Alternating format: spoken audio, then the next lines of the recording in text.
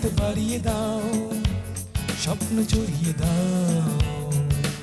অবুজ কুসুম কলি রঙেতে রাঙিয়ে যদি মমতার রঙে তার রাঙিয়ে না, বাড়িয়ে দাও, দু হাত বাড়িয়ে দাও।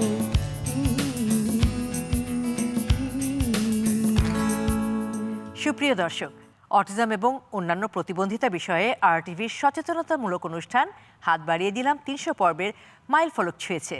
এই উপলক্ষ উদযাপনে আরটিভির বিশেষ আয়োজন ৩০০তম পর্বে হাত বাড়িয়ে দিলাম অনুষ্ঠানে আপনাদের সবাইকে স্বাগত জানাচ্ছি আমি সৈয়দা মুনিরা ইসলাম। অটিজম মাত্র 4টি বর্ণের একটি শব্দ, কিন্তু ছোট্ট এই শব্দের মধ্যেই লুকিয়ে রয়েছে এমন এক রহস্য যার উদ্ঘাটন এখনও চিকিৎসা বিজ্ঞানীরা করতে পারেননি। এখনও অটিজমের কারণ জানা যায়নি। হাজারো পরিবারের দুঃখ, বেদনা, বঞ্চনা, বৈষম্য আর কষ্টের গল্প লুকিয়ে আছে এই 4 বর্ণের ছোট্ট শব্দটির মাঝে। অটিজম শব্দটি শুনেছে এমন মানুষের সংখ্যা মাত্র 1.5 দশক আগেও ছিল হাতে গোনা। বঙ্গবন্ধু দৌহিত্রী প্রধানমন্ত্রী শেখ হাসিনার কন্যা সায়মা ওয়াজেদ পুতুলের নানামুখী উদ্যোগে এবং গণমাধ্যমের বদৌলতে এখন দেশের সব স্তরের অধিকাংশ মানুষ অটিজম সম্পর্কে জানতে শুরু করেছে, বেড়েছে সচেতনতা। তবে পথ এখনও অনেকখানি বাকি। একটা সময় ছিল যখন অটিজম বৈশিষ্ট্য সম্পন্ন মানুষগুলোকে ঘরে বন্দি করে রাখা হতো, পরিবার তাদের লুকিয়ে রাখত, পাগল বলে গণ্য করত, তুচ্ছ তাচ্ছিল্য করত। এটা যে কতটা পীড়াদায়ক তা কেবল সেই উপলব্ধি করতে পারে যার পরিবারে রয়েছে একজন অটিজম বৈশিষ্ট্য সম্পন্ন মানুষ। মাঠ পর্যায়ে কাজ করতে গিয়ে পরিবারগুলোর আর্তনাদ আমি শুনেছি। আমাদের মনে হয়েছে এই পরিবারগুলোর কষ্ট রাষ্ট্রের নীতি নির্ধারকদের কাছে পৌঁছানো দরকার। অটিজম বৈশিষ্ট্য সম্পন্ন ব্যক্তিদের যে বিশেষ দক্ষতা রয়েছে তা সবাইকে জানানো দরকার। অটিজম বৈশিষ্ট্য সম্পন্ন ব্যক্তিদের সম্পর্কে সমাজে যে নেতিবাচক ধারণা ও দৃষ্টিভঙ্গি গেড়ে বসেছে তা কমানো দরকার, তা বদলানো দরকার। আর এ কারণেই 2015 সালে আমরা অটিজম বিষয়ে সচেতনতামূলক আয়োজন হাত বাড়িয়ে দিলাম অনুষ্ঠান সম্প্রচার শুরু করি। শুরু থেকেই আমরা চেষ্টা করেছি অভিভাবক, সমাজ এবং রাষ্ট্রযন্ত্রের কাছে অটিজম সহ বিভিন্ন প্রতিবন্ধিতা সম্পর্কে একটি স্বচ্ছ ধারণা তুলে ধরতে। অটিজম কী, প্রতিবন্ধিতা শনাক্তের উপায় কী, চিকিৎসা কী, অভিভাবক, সমাজ ও রাষ্ট্রের করণীয় কী, প্রতিবন্ধী ব্যক্তিদের মেধা বিকাশের উপায় কী, শিক্ষণ ও প্রশিক্ষণ পদ্ধতি কী, কর্মসংস্থানের সুযোগ সৃষ্টির মাধ্যমে কিভাবে তাদের অর্থনৈতিক ও সামাজিক অন্তর্ভুক্তি নিশ্চিত করা যায়, এরকম নানান বিষয় আমরা তুলে ধরার চেষ্টা করে আসছি হাত বাড়িয়ে দিলাম অনুষ্ঠানের মাধ্যমে। একে একে 299 পর্ব পেরিয়ে 300তম পর্বে পৌঁছে গেছে আমাদের এই প্রচেষ্টা। আর এই কারণেই এই পর্বের উপস্থাপনাটাও একটু ভিন্ন। এই 300তম পর্বের মাইল ফলক আমাদের কাছে উৎসবের উপলক্ষ। এই উৎসবে একাত্ম হতে আজ আমাদের সঙ্গে মঞ্চে আছেন সাবেক স্বাস্থ্যমন্ত্রী অধ্যাপক ডাক্তার আ.ফ.ম. রুহুল হক এমপি, সদ্যবিদায়ী সমাজ কল্যাণ প্রতিমন্ত্রী বীর মুক্তিযোদ্ধা আশরাফ আলী খান খসরু এমপি, বঙ্গবন্ধু শেখ মুজিব মেডিকেল বিশ্ববিদ্যালয়ের উপাচার্য অধ্যাপক ডাক্তার শরফুদ্দীন আহমেদ, কিংবদন্তি সঙ্গীতশিল্পী খুরশিদ আলম, এনডিডি সুরক্ষা ট্রাস্টের সাবেক চেয়ারম্যান অধ্যাপক ডাক্তার গোলাম রব্বানী এবং সমাজ ও মানবাধিকার কর্মী খুশি কবির। আর মঞ্চের সামনে দর্শক সারিতে উপস্থিত আছেন আমাদের সবচেয়ে প্রিয় অতিথিবৃন্দ, অটিজম বৈশিষ্ট্য সম্পন্ন ব্যক্তিরা সহ আরও অন্যান্য স্নায়ু বিকাশজনিত সমস্যায় যে ব্যক্তিরা আছেন তারা এবং তাদের অভিভাবকরা। শুরুতেই আমরা হাত বাড়িয়ে দিলাম অনুষ্ঠানের 300তম পর্বের জার্নিটা এক নজরে দেখে নেব। অটিজম সহ অন্যান্য যে সকল স্নায়বিক প্রতিবন্ধিতা রয়েছে সেগুলো সম্পর্কে স্বচ্ছ ধারণা দেয়া, সমস্যাগুলোর সুষ্ঠু ব্যবস্থাপনা সম্পর্কে সঠিক দিক নির্দেশনা প্রদান করা সহ অজ্ঞতা, অবহেলা, বঞ্চনা, কুসংস্কারের শিকার এই বিশেষ চাহিদা সম্পন্ন মানুষগুলোর বিষয়ে সচেতনতা বৃদ্ধি করাই হাত বাড়িয়ে দিলাম অনুষ্ঠানের মূল লক্ষ্য। 2017 সালের নভেম্বর মাসে এর 100তম পর্ব প্রচারিত হয়। 100 পর্বে আজকে আমরা কেক কাটতে পেরেছি। আপনারা এভাবে আমাদের সহযোগিতা করে যাবেন। বাংলাদেশের চাহিদার তুলনায় বিশেষজ্ঞদের সংখ্যা যথেষ্ট নয়। এই অনুষ্ঠানে দেশের স্বনামধন্য বিশেষজ্ঞদের আমন্ত্রণ জানানো হয়।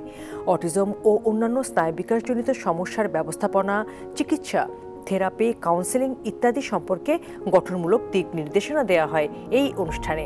একে একে 199টি পর্ব অতিক্রম করে হাত বাড়িয়ে দিলাম আজ 200তম পর্বে পদার্পণ করেছে।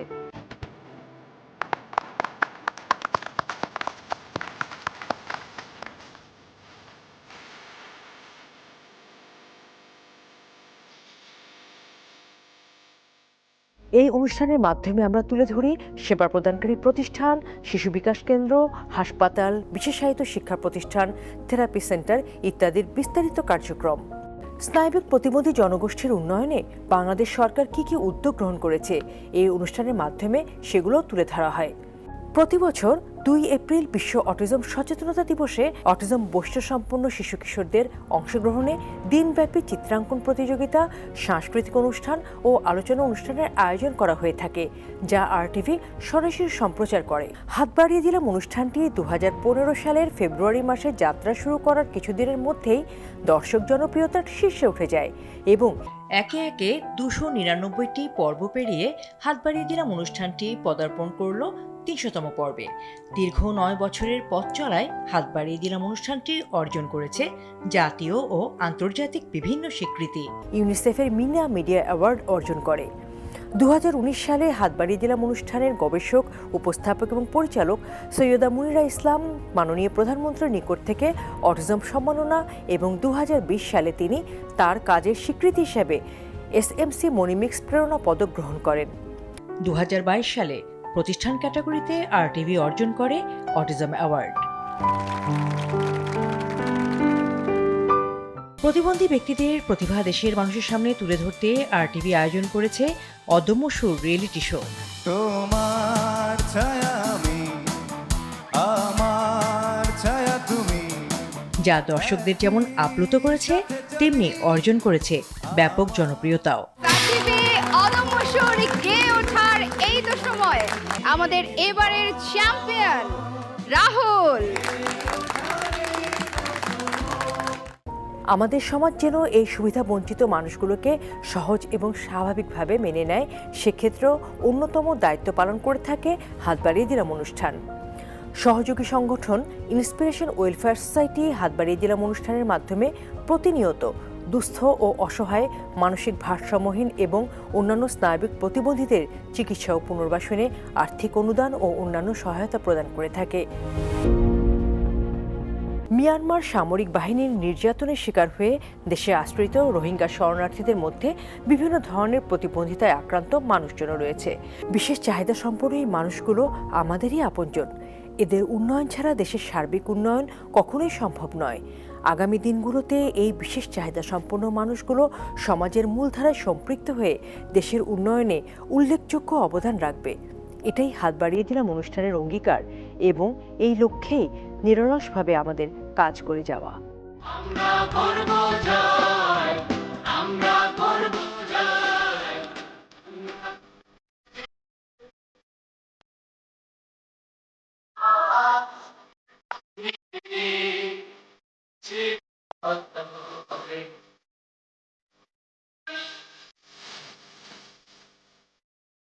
হাত বাড়িয়ে দাও।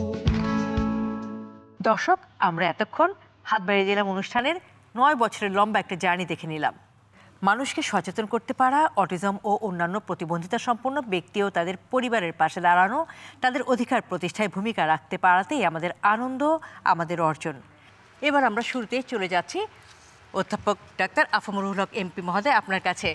আপনি তো এই অনুষ্ঠানে আমাদের অনুরোধে সাড়া দিয়ে এর আগেও এসেছেন।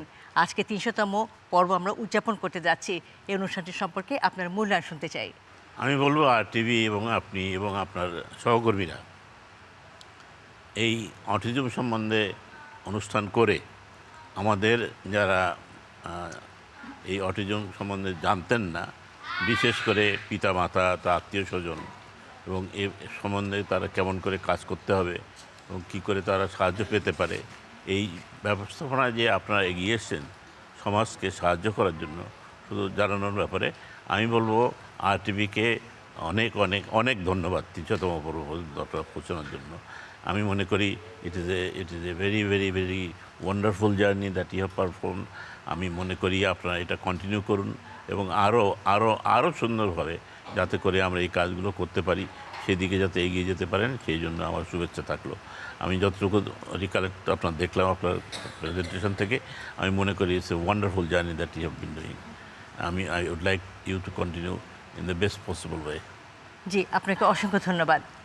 জনাব খুরশিদ আলম, অটিজম বৈশিষ্ট্য সম্পন্ন এবং অন্যান্য প্রতিবন্ধী ব্যক্তিদের মেধা বিকাশে এবং অধিকার প্রতিষ্ঠায় গণমাধ্যম হিসাবে RTVর উদ্যোগ সম্পর্কে আপনার মূল্যায়নটা শুনতে চাই।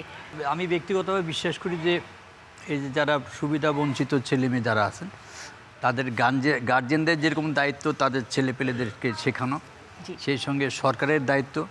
এবং আমি ব্যক্তিগতভাবে বিশ্বাস করি যে এই প্রতিভা সম্পন্ন যারা সুবিধা বঞ্চিত ছেলেমেয়েরা যদি একটু গাইড পায়, সেটা গানের ক্ষেত্রে হোক, ছবি আঁকার ক্ষেত্রে হোক, অভিনয়ের ক্ষেত্রে হোক, স্ব ক্ষেত্রে যদি তারা একটু হেল্প পায়, সেটা সরকারের এককভাবে না, প্রত্যেক জায়গার থেকে, সেটা প্রাইভেট সেক্টর থেকেও হতে পারে, আপনার সরকার থেকে হতে পারে, যদি সাহায্য পায় তাহলে আমাদের দেশ অন্তত অনেক স্বয়ংসম্পূর্ণ হবে বলে আমি বিশ্বাস করি। এবং RTVকে অনেক ধন্যবাদ যে এই সুন্দর একটা রিয়েলিটি শো এত বড় একটা মানে রিস্ক নিয়েছে, এটার জন্য RTVকে আমার আন্তরিক ধন্যবাদ। সেই সঙ্গে আপনাকে অনেক অনেক ধন্যবাদ। জি, আপনাকে অসংখ্য ধন্যবাদ। অধ্যাপক ডাক্তার গোলাম রাব্বানী, অটিজম এবং অন্যান্য নিউরো ডেভেলপমেন্টাল ডিসঅর্ডার সম্পর্কে সমাজে যেমন স্বচ্ছ ধারণার অভাব রয়েছে, তেমনি ভ্রান্ত ধারণাও কিন্তু বিদ্যমান। এই ভ্রান্ত ধারণা বদলাতে কতখানি অবদান রাখতে পারছে গণমাধ্যম? RTVর এই যে হাত বাড়িয়ে দিলাম অনুষ্ঠান, এটা কতটুকু অবদান রাখতে পারলো? আমাদের এই যে গণজাগরণ, অর্থাৎ এই প্রতিবন্ধিতা, বিশেষ করে অটিজম স্পেকট্রাম ডিসঅর্ডার, যেটার মূল সমস্যা হচ্ছে যোগাযোগ। এই যোগাযোগ হচ্ছে ভাষার যোগাযোগ, ইশারা ইঙ্গিতের যোগাযোগ, একজন মানুষের সঙ্গে অন্য একজন মানুষের যে আদান প্রদান ভাবের, এখানে এই বিষয়টির সমস্যা। যার ফলে হতো কি, যুগ যুগ ধরে এদেরকে পাগল, যেটা আপনি নিজেই বলেছেন, যে বিভিন্নভাবে এদেরকে বোকা, পাগল, নানান ধরনের খারাপ শব্দ যেগুলো আমরা বলি, যেগুলো আইন বিরুদ্ধ আজকে বলা হয়। যে আমরা ছোটোবেলায় শিশু শিক্ষায় পড়েছি যে কানাকে কানা বলিও না, এই যে শিক্ষণগুলো, সেগুলো কিন্তু মানুষ ভুলে গেছে এবং এই ধরনের অশ্রাব্য কথাবার্তা তাদের নামে বলা হতো। কিন্তু এই গণমাধ্যমের বদৌলতে, যেমন আপনি বললেন যে বঙ্গবন্ধুর পরিবার, বিশেষ করে তার কন্যা এবং তারও কন্যা সায়মা ওয়াজেদের যে নেতৃত্ব, এর ফলে শুধু দেশে নয় বিদেশে, শি ইজ এ লিডার এবং সে ওয়ার্ল্ড হেলথ অর্গানাইজেশন ডাইরেক্টর জেনারেলের প্রতিনিধি হিসাবে, এবং জেনেভায় যে আমাদের স্বাস্থ্যের যে কনভেনশন হয়, যে সম্মেলন হয়, সেখানে উনি আমাদের সাউথ ইস্ট এশিয়া রিজনের পক্ষে কথা বলেছেন। এবং তার ফলেই কিন্তু আমাদের এই 11টি দেশে বিরাট একটি পরিবর্তন এসছে। এই পরিবর্তনের ফলে যেটা হয়েছে যে আমাদের দৃষ্টিটা তাদের দিকে এসছে। United Nations convention on the rights of the persons with disability, যে কনভেনশন 2007-এ আমাদের বাংলাদেশ সরকার র্যাটিফাই করেছে, অনুস্বাক্ষর করেছে, তার বদৌলতে এটি কার্যকর করা আমাদের জন্য যেরকম বাধ্যবাধকতা ছিল, সেইভাবেই একই অনুভূতিতে 2011 সনে মাননীয় প্রধানমন্ত্রী শেখ হাসিনা ঢাকাতে 26শে জুলাইতে, এখন যেটা ইন্টারকন্টিনেন্টাল, সেখানে এই সাউথ ইস্ট এশিয়া রিজনের, বিশেষ করে ভারতের কংগ্রেস নেত্রী সোনিয়া গান্ধী, রাজাপাকসের স্ত্রী, এবং আমাদের মালদ্বীপের এলমা, আরও ভুটান এবং নেপাল, থাইল্যান্ডের যে স্বাস্থ্য বিষয়ে যারা নেতৃত্ব এবং প্রধানমন্ত্রী লেভেলের, ওনারা এখানে এসছেন এবং সিদ্ধান্ত নিয়েছেন। ঢাকা ডিক্লারেশন হয়েছে, তারপরে 2012-তে দিল্লি ডিক্লারেশন হয়েছে, এবং আমাদের যে মহান জাতীয় সংসদ 2013 সনে এটার কিন্তু আইন করে, একদিন আগে পরে দুটো আইন হয়েছে। প্রথম দিন প্রতিবন্ধীদের তাদের জন্য যে অধিকারের আইন, তার পরের দিনই নিউরো ডেভেলপমেন্টাল প্রতিবন্ধিতা আইন হয়েছে। এই আইনের উদ্দেশ্য হচ্ছে একটি ট্রাস্ট হবে, সেই একটি ট্রাস্টি বোর্ড থাকবে এবং উপদেষ্টা মণ্ডলী, যেটি নেতৃত্বে থাকবেন প্রধানমন্ত্রী, এবং বাংলাদেশের জন্য এই বিধিমালা হবে এবং তাদের যাবতীয় জন্ম থেকে মৃত্যু পর্যন্ত এদের আর্লি আইডেন্টিফিকেশন, শনাক্তকরণ, তাদের জন্য চিকিৎসার সেবা, যত রকমের আর্থিক যা কিছু দরকার সব কিছুর ব্যবস্থা করা হবে। এবং সেটি ক্রমান্বয়ে হচ্ছে। 8টা ডিভিশনে 2022-এ মাননীয় প্রধানমন্ত্রী ডিক্লারেশন দিয়েছেন যে 8টা বিভাগে 8টি বড় বড় প্রতিষ্ঠান হবে, সেখানে এদের শিক্ষণীয় বিষয় থেকে শুরু করে স্বাস্থ্যসেবা, কারণ অটিজম স্পেকট্রাম সহ অন্যান্য যে প্রতিবন্ধিতাগুলো আছে, এর কিন্তু সিংহভাগ স্বাস্থ্যসেবার উপরে নির্ভরশীল। যদিও এটি সমাজ কল্যাণের, যেহেতু রুলস অফ বিজনেস অনুযায়ী এটি সমাজ কল্যাণের আওতায় পড়ে, কিন্তু সিংহভাগ কাজই হচ্ছে কিন্তু স্বাস্থ্যসেবা। এবং এই স্বাস্থ্যসেবার কাজটি খুব দ্রুত আমাদের করা দরকার এবং তার লক্ষ্যে কাজ হচ্ছে এবং এর সচেতনতা কিন্তু হয়েছে।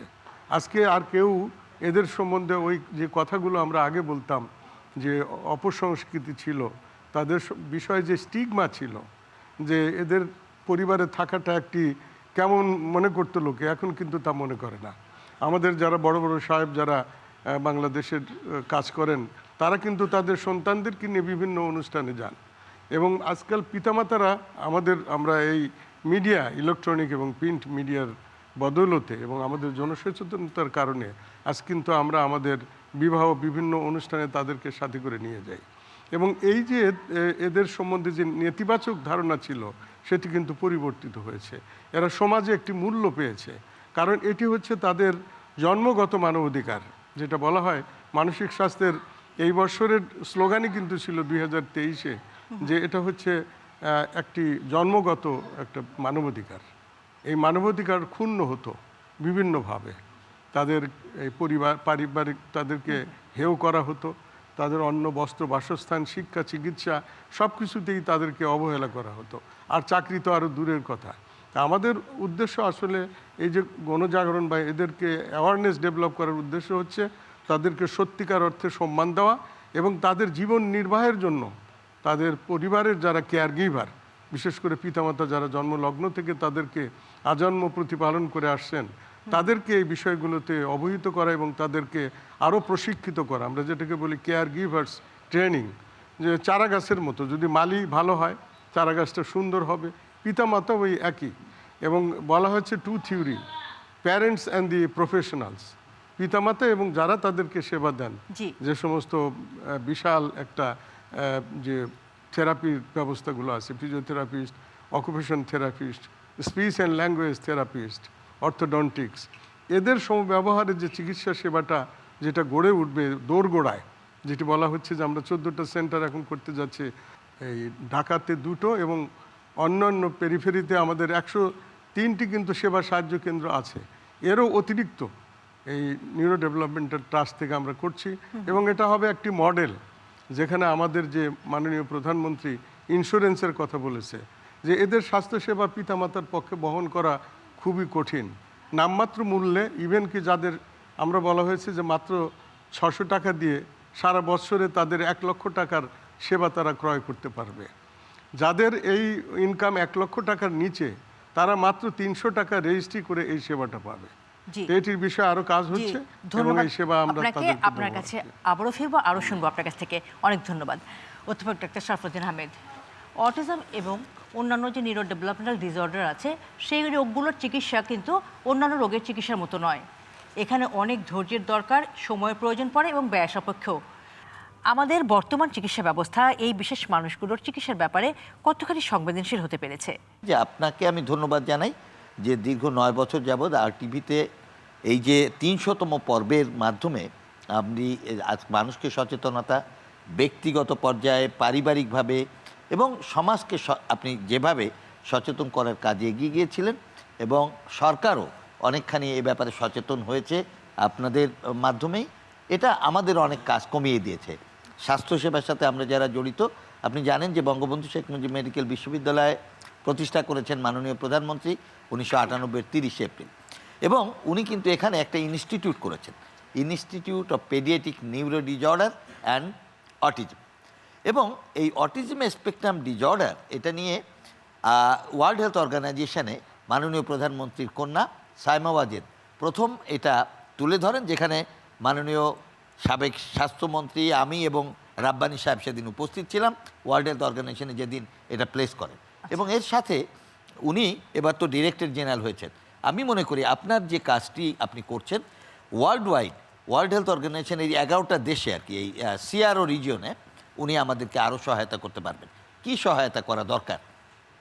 এক হলো মানুষকে যেমন আমরা সচেতন করব, তেমনি করে চিকিৎসা ব্যবস্থা, যেটা অন্যান্যদের চেয়ে অনেকখানি আলাদা। একটা স্কুল লাগে, সেই স্কুলের টিচার থাকে, সে টিচাররা তাদেরকে আর্ট শেখায়, কিভাবে কথা বলতে হয়। আই কন্ট্যাক্ট নাই কিন্তু এদের, এই বাচ্চাদের মা বা বাবা কেউ ডাক দিলে তার সাথে কথা বলে না। এই যে এই জিনিসগুলো ট্রেনিং করে, আপনি জানেন মাননীয় প্রধানমন্ত্রীকে ধন্যবাদ জানাই, প্রতিটা ঈদে এদেরই আঁকা শুভেচ্ছা বার্তা, ঈদ মোবারক বা নববর্ষের শুভেচ্ছা, এই কার্ডটা ওদের দিয়ে দেন, এটা কিন্তু তাদেরকে উৎসাহিত করা। জি। দ্বিতীয় যে কাজটি উনি করেছেন, 10% কোটা রেখেছেন প্রতিবন্ধীদের জন্য, যে অটিজম সহ প্রতিবন্ধী যারা তাদের চাকরিতে 10%কে অগ্রাধিকার দেওয়া হবে। আমি এই কথাগুলো এই জন্যে বলছি যে আমাদের যে সেবা দেওয়ার পদ্ধতিটা, সেটা আমরা কিছু এনজিও আছে, কিন্তু সরকারিভাবে আমরা বঙ্গবন্ধু বিশ্ববিদ্যালয় সহ সকল মেডিকেল কলেজে এবং 8টা বিভাগীয় শহরে আমরা কিভাবে এটাকে ছড়িয়ে দিতে পারি, প্রশিক্ষণ সহ চিকিৎসা ব্যবস্থা। চিকিৎসা তো ধরেন শুধুমাত্র ওষুধের বিষয় না, এটা এখানে যেমন ধরেন হ্যাঁ কম থাকতে পারে, একজন অটিজম বাচ্চা তার দেখা গেল হাঁটতে পারছে না, হাঁটার জন্য ব্যবস্থা করা, সে হয়তো শুনতে পাচ্ছে না, তাকে শোনার ব্যবস্থা করা, কারো চোখে অসুবিধা আছে, আমরা সেটা এই কয়েকদিন আগে আমিও একটা কনজেনিটাল ক্যাটারাক্টও আছে অটিজম সহ, তার অপারেশন করলাম। এরকম আমরা সেবা করি। সবচেয়ে বড় কথা হলো মা, একটু আগে আমরা যে প্রতিবেদনটা দেখলাম, সমাজকে এই যে কান্না পাওয়া মায়েদের কষ্টটাকে বুঝতে হবে এবং আমাদেরকেও এগিয়ে আসতে হবে, ওদেরকে কিভাবে সমাজে প্রতিষ্ঠিত করা যায় এবং ওদেরকে আমরা কখনো অবহেলা করব না। ওরা বিশেষ শিশু, এই বিশেষ শিশুদের এক্সট্রা যত্ন নেওয়ার ব্যাপারে প্রত্যেককেই এগিয়ে আসতে হবে। এটাই কিন্তু আপনার আজকের এই 300তম পর্বের মাধ্যমে সবাইকে আপনি জানিয়ে দিয়েছেন। আমি মনে করি এই জানানো, এবং আমি আপনাদের এই যে অদম্য সুরে আমি শিশুদের গান শুনেছি, আমি বিশেষ করে দেখেছি যে সেটা ফিজিক্যালি আনফিট হোক, সে শ্রবণ প্রতিবন্ধী হোক অথবা দৃষ্টি প্রতিবন্ধী, এরা যে প্রোগ্রামগুলো করেছে আমি অত্যন্ত খুশি হয়েছি। মনে হয়েছে যে ও যদি 90 হয়, আমাদের যারা 100, ও হবে 110, কারণ তার ডেফিসিট আছে, কিন্তু ও কিন্তু অত্যন্ত মেধাবী। আমি একটু আগে বলছিলাম যে যদি কারো কোনো অঙ্গে একটুখানি ডেফিসিট থাকে, অন্য আরেকটা দিক দিয়ে সে কিন্তু অনেক উপরে উঠে যায়। স্টিফেন হকিন্সের কথা আমরা জানি, উনিও কিন্তু শারীরিক প্রতিবন্ধী ছিলেন, এবং থমাস আলভা এডিসন উনিও শারীরিক প্রতিবন্ধী ছিলেন, কিন্তু আজকে তারা বিশ্বজোড়া। আমি মনে করি আমাদের এই শিশুরা যে অবস্থায় হোক, আমরা একসময় জানতে পারবো। আমরা রিসার্চ করছি, এটা কি বয়সজনিত, এটা কি জেনেটিক, এটা কি ক্রোমোজোমাল ডিফেক্ট, এ সম্পর্কে আমরা জানতে পারলে চিকিৎসা করব। স্টেম সেল থেরাপি লাগবে না জিন থেরাপি লাগবে, এবং পরবর্তীতে দেখব। তবে এরাও মানুষ, এদেরকে আমাদের সমাজে প্রতিষ্ঠা করার জন্য সমাজের সবাইকে এগিয়ে আসা উচিত বলে আমি মনে করি। আপনাকে অসংখ্য ধন্যবাদ। খুশি কবির, অটিজম আছে এমন ব্যক্তিদেরকে আটকে রাখা যাবে না, বাইরে নিয়ে আসতে হবে, এমনটা আমরা বলছি ঠিকই, কিন্তু আমাদের চারপাশ, পরিবেশ, সমাজ, মানুষগুলো এই মানুষগুলোকে গ্রহণ করবার মতো বা ধারণ করবার মতো কতটুকু প্রস্তুত? খুব ভালো প্রশ্ন। প্রথমে আমি টিভিকে ধন্যবাদ জানাতে চাচ্ছি, আর আপনাকে। 300তম পর্ব আমরা আজকে উদযাপন করছি। এখানে যারা আসছে সব বিশেষ অতিথি, তাদেরকে ধন্যবাদ জানাচ্ছি। দেখে খুবই ভাল লাগছে সবাইকে। তো আমি যেটা বলবো যে অনেক অনেক কাজ এখনও বাকি আছে। আমরা অনেক কিছু এগিয়েছি, যেটা পূর্বে যারা আছেন আমাদের বিশেষজ্ঞরা ওনারা বলেছেন, কিন্তু সমাজ তো সব ধরনের মানুষকে নিয়ে, এবং সবার চিন্তা একই স্তরের না। তো এই আজকে হাত বাড়িয়ে দিলাম প্রোগ্রাম, এই প্রোগ্রামের মাধ্যমে যারা দেখছে তারা অনেকটা শিখছে বা বুঝছে, কিন্তু এর বাহিরেও তো আরও অনেকে আছে এই দেশে। যেটা আগে বলেছে, সকল নাগরিকের সমান অধিকার, এবং বিশেষ শিশুদের জন্য একটা আমাদের ওই সমান অধিকার যেন পেতে পারে, সেটার জন্য বিশেষ ব্যবস্থা এবং বিশেষ কর্মসূচি নেওয়া দরকার। সবচেয়ে বড় বিষয় যেটা আপনি উঠাচ্ছিলেন, আমাদের চিন্তা এবং মানসিকতা এখনও সার্বিকভাবে, আমি শুধু যারা অর্থনৈতিকভাবে বঞ্চিত বা শ্রেণীগতভাবে দুর্বল অথবা জাতিগতভাবে বা যে কোনোভাবে তারা একটু দুর্বল অবস্থায় আছে, তাদের কথা বলছি না। গ্রামে যারা আছে শুধু তাদের কথা বলছি না, আমি শহরেও অনেক দেখেছি যারা শিক্ষিত, তাদেরকে শিক্ষিত বলা হয়। এই ধরনের পরিবারের মধ্যে কোনো সন্তান যদি একটুখানি ব্যতিক্রম হয়ে থাকে, তাকে সহজে প্রথমে তার যে ভিন্নতাটাকে গ্রহণ করতে চাচ্ছে না, নিজেরাই অস্বীকার করতে চাচ্ছে। কেন আমরা যেটা বুঝেছি, আমি তো বিশেষজ্ঞ না, সব বিশেষজ্ঞদের সামনে আমি বলছি, কিন্তু যত দ্রুত আমরা এটাকে আইডেন্টিফাই করতে পারি তত দ্রুত আমি এটার চিকিৎসার ব্যবস্থা বা এটাকে জি। ঠিক করার ব্যবস্থা নেওয়াটা আরও বেশি সহজ। কিন্তু আমরা আসলে যারা মা বাবা বা অভিভাবক বা পরিবারের, আমরা এটা গ্রহণ করতে চাই না। আমরা আমার সন্তান, আমার শিশু, আমার পরিবারের একজন, তার মধ্যে যে কিছু একটা ভিন্নতা আছে, সে যে একটা বিশেষ শিশু, সেটা আমরা গ্রহণ করতে চাই না। আমরা মনে করি ঠিক হয়ে যাবে, কেউ তো এদিকে আগে হাঁটে, কেউ একটু আগে কথা বলে। এটা যখন এটা একটা পর্যায়ে আসে, যখন বোঝাই যাচ্ছে যে সে অন্যদের তুলনায় তার এখনও অনেকগুলো অবস্থা বা সমস্যাগুলো আছে, তখন এটা নিজে হজম করা বা এটাকে গ্রহণ করা অনেক সময় লাগে। সময় লাগার পরে তারপরে কোথায় যাবে, চিকিৎসা কিভাবে সঠিকভাবে পাবে কি না, জি, এগুলো অনেক। আর এটাকে ঢেকে রাখার একটা প্রবণতা খুব বেশি আছে। তো এই ধরনের কর্মসূচি খুবই প্রয়োজন। গ্রামে গঞ্জে এটাকে আপনার তো যান, আপনি দেখেন, আপনি নিজেই, আমরা আলাপ করছিলাম, আপনি কিভাবে গ্রামে এখনও ওই যে শিকল পরে রেখে দেওয়া হয় যে মানে একজন যখন সে নিজে, যে কোনো ব্যক্তি, আমিও হতে পারি, যে কোনো ব্যক্তি হতে পারে, সে যখন নিজে প্রকাশ করতে পারছে না সে কি বলতে চাচ্ছে বা কি চাচ্ছে, তখন তার মধ্যে একটা ফ্রাস্ট্রেশন চলে আসে। সে ফ্রাস্ট্রেশন চলে আসলে তখন সে ফ্রাস্ট্রেশনটা কাটানোর জন্য সে হয়তো চিৎকার করবে বা সে যে কোনোভাবে ব্যবহার করবে। আমরা এটা গ্রহণ করতে চাই না। আর আশেপাশে যেরকম দেখি, আমিও অনেক সময় অনেক প্রোগ্রামে যাই, তো কোনো ব্যক্তি যদি একটুখানি অস্বাভাবিক আচরণ করে, সবাই উসকুস করতে শুরু করে। ইভেন সে প্রোগ্রামটা যদি অটিজম নিয়েই হয়ে থাকে, এইগুলো আমাদেরকে অতিক্রম করতে হবে। শুধুমাত্র পরিবারের যারা ব্যক্তিবর্গ তাদের না, সমাজের আমাদেরকেও অনেক কিছু শিখতে লাগবে, আমাদেরকে অনেক কিছু বুঝতে লাগবে, আর আমাদেরকেও কিভাবে আমাদের ব্যবহার হতে হবে, আমরা কি করব, সেটা খুবই দরকার। আর বিশেষ করে সকল গ্রামে এটা সরকার চেষ্টা করছে।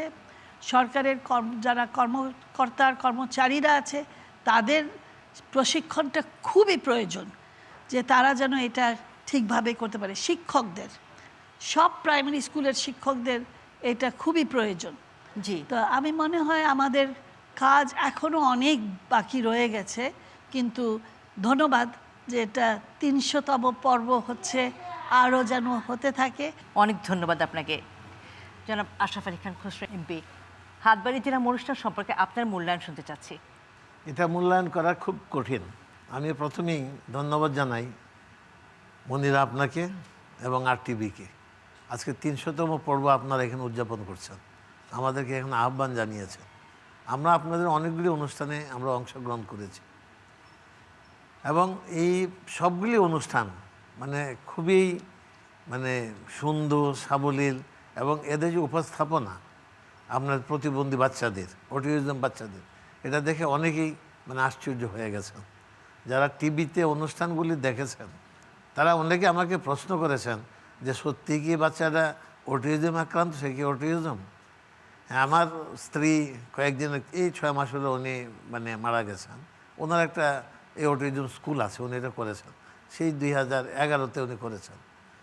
এবং আমি দেখেছি যে বাচ্চারা যখন রাগান্বিত হচ্ছে কিংবা হইচই করছে, উনি যখন গিয়ে বলছেন এই তোমরা চুপ করো, প্রত্যেকটা বাচ্চা, বড় ম্যাডাম বলে চুপ, হ্যাঁ, একজন আরেকজনকে বলে যে চুপ, এই চুপ। উনি বলেছেন এই তোমাদের জায়গায় গিয়ে বসো, ঠিকই বসে গেছে। এদেরকে সবচেয়ে থেকে অবস্থাটা হলে কি জানেন, এদেরকে আপনারা যতটুক কাছে ডেকে নেবেন, যতটুক আদর করবেন, হ্যাঁ, আপনি সেই বাচ্চাগুলি কিন্তু আপনার কমান্ড তারা শুনবে এবং তারা সেটা কিন্তু গ্রহণ করতে পারে।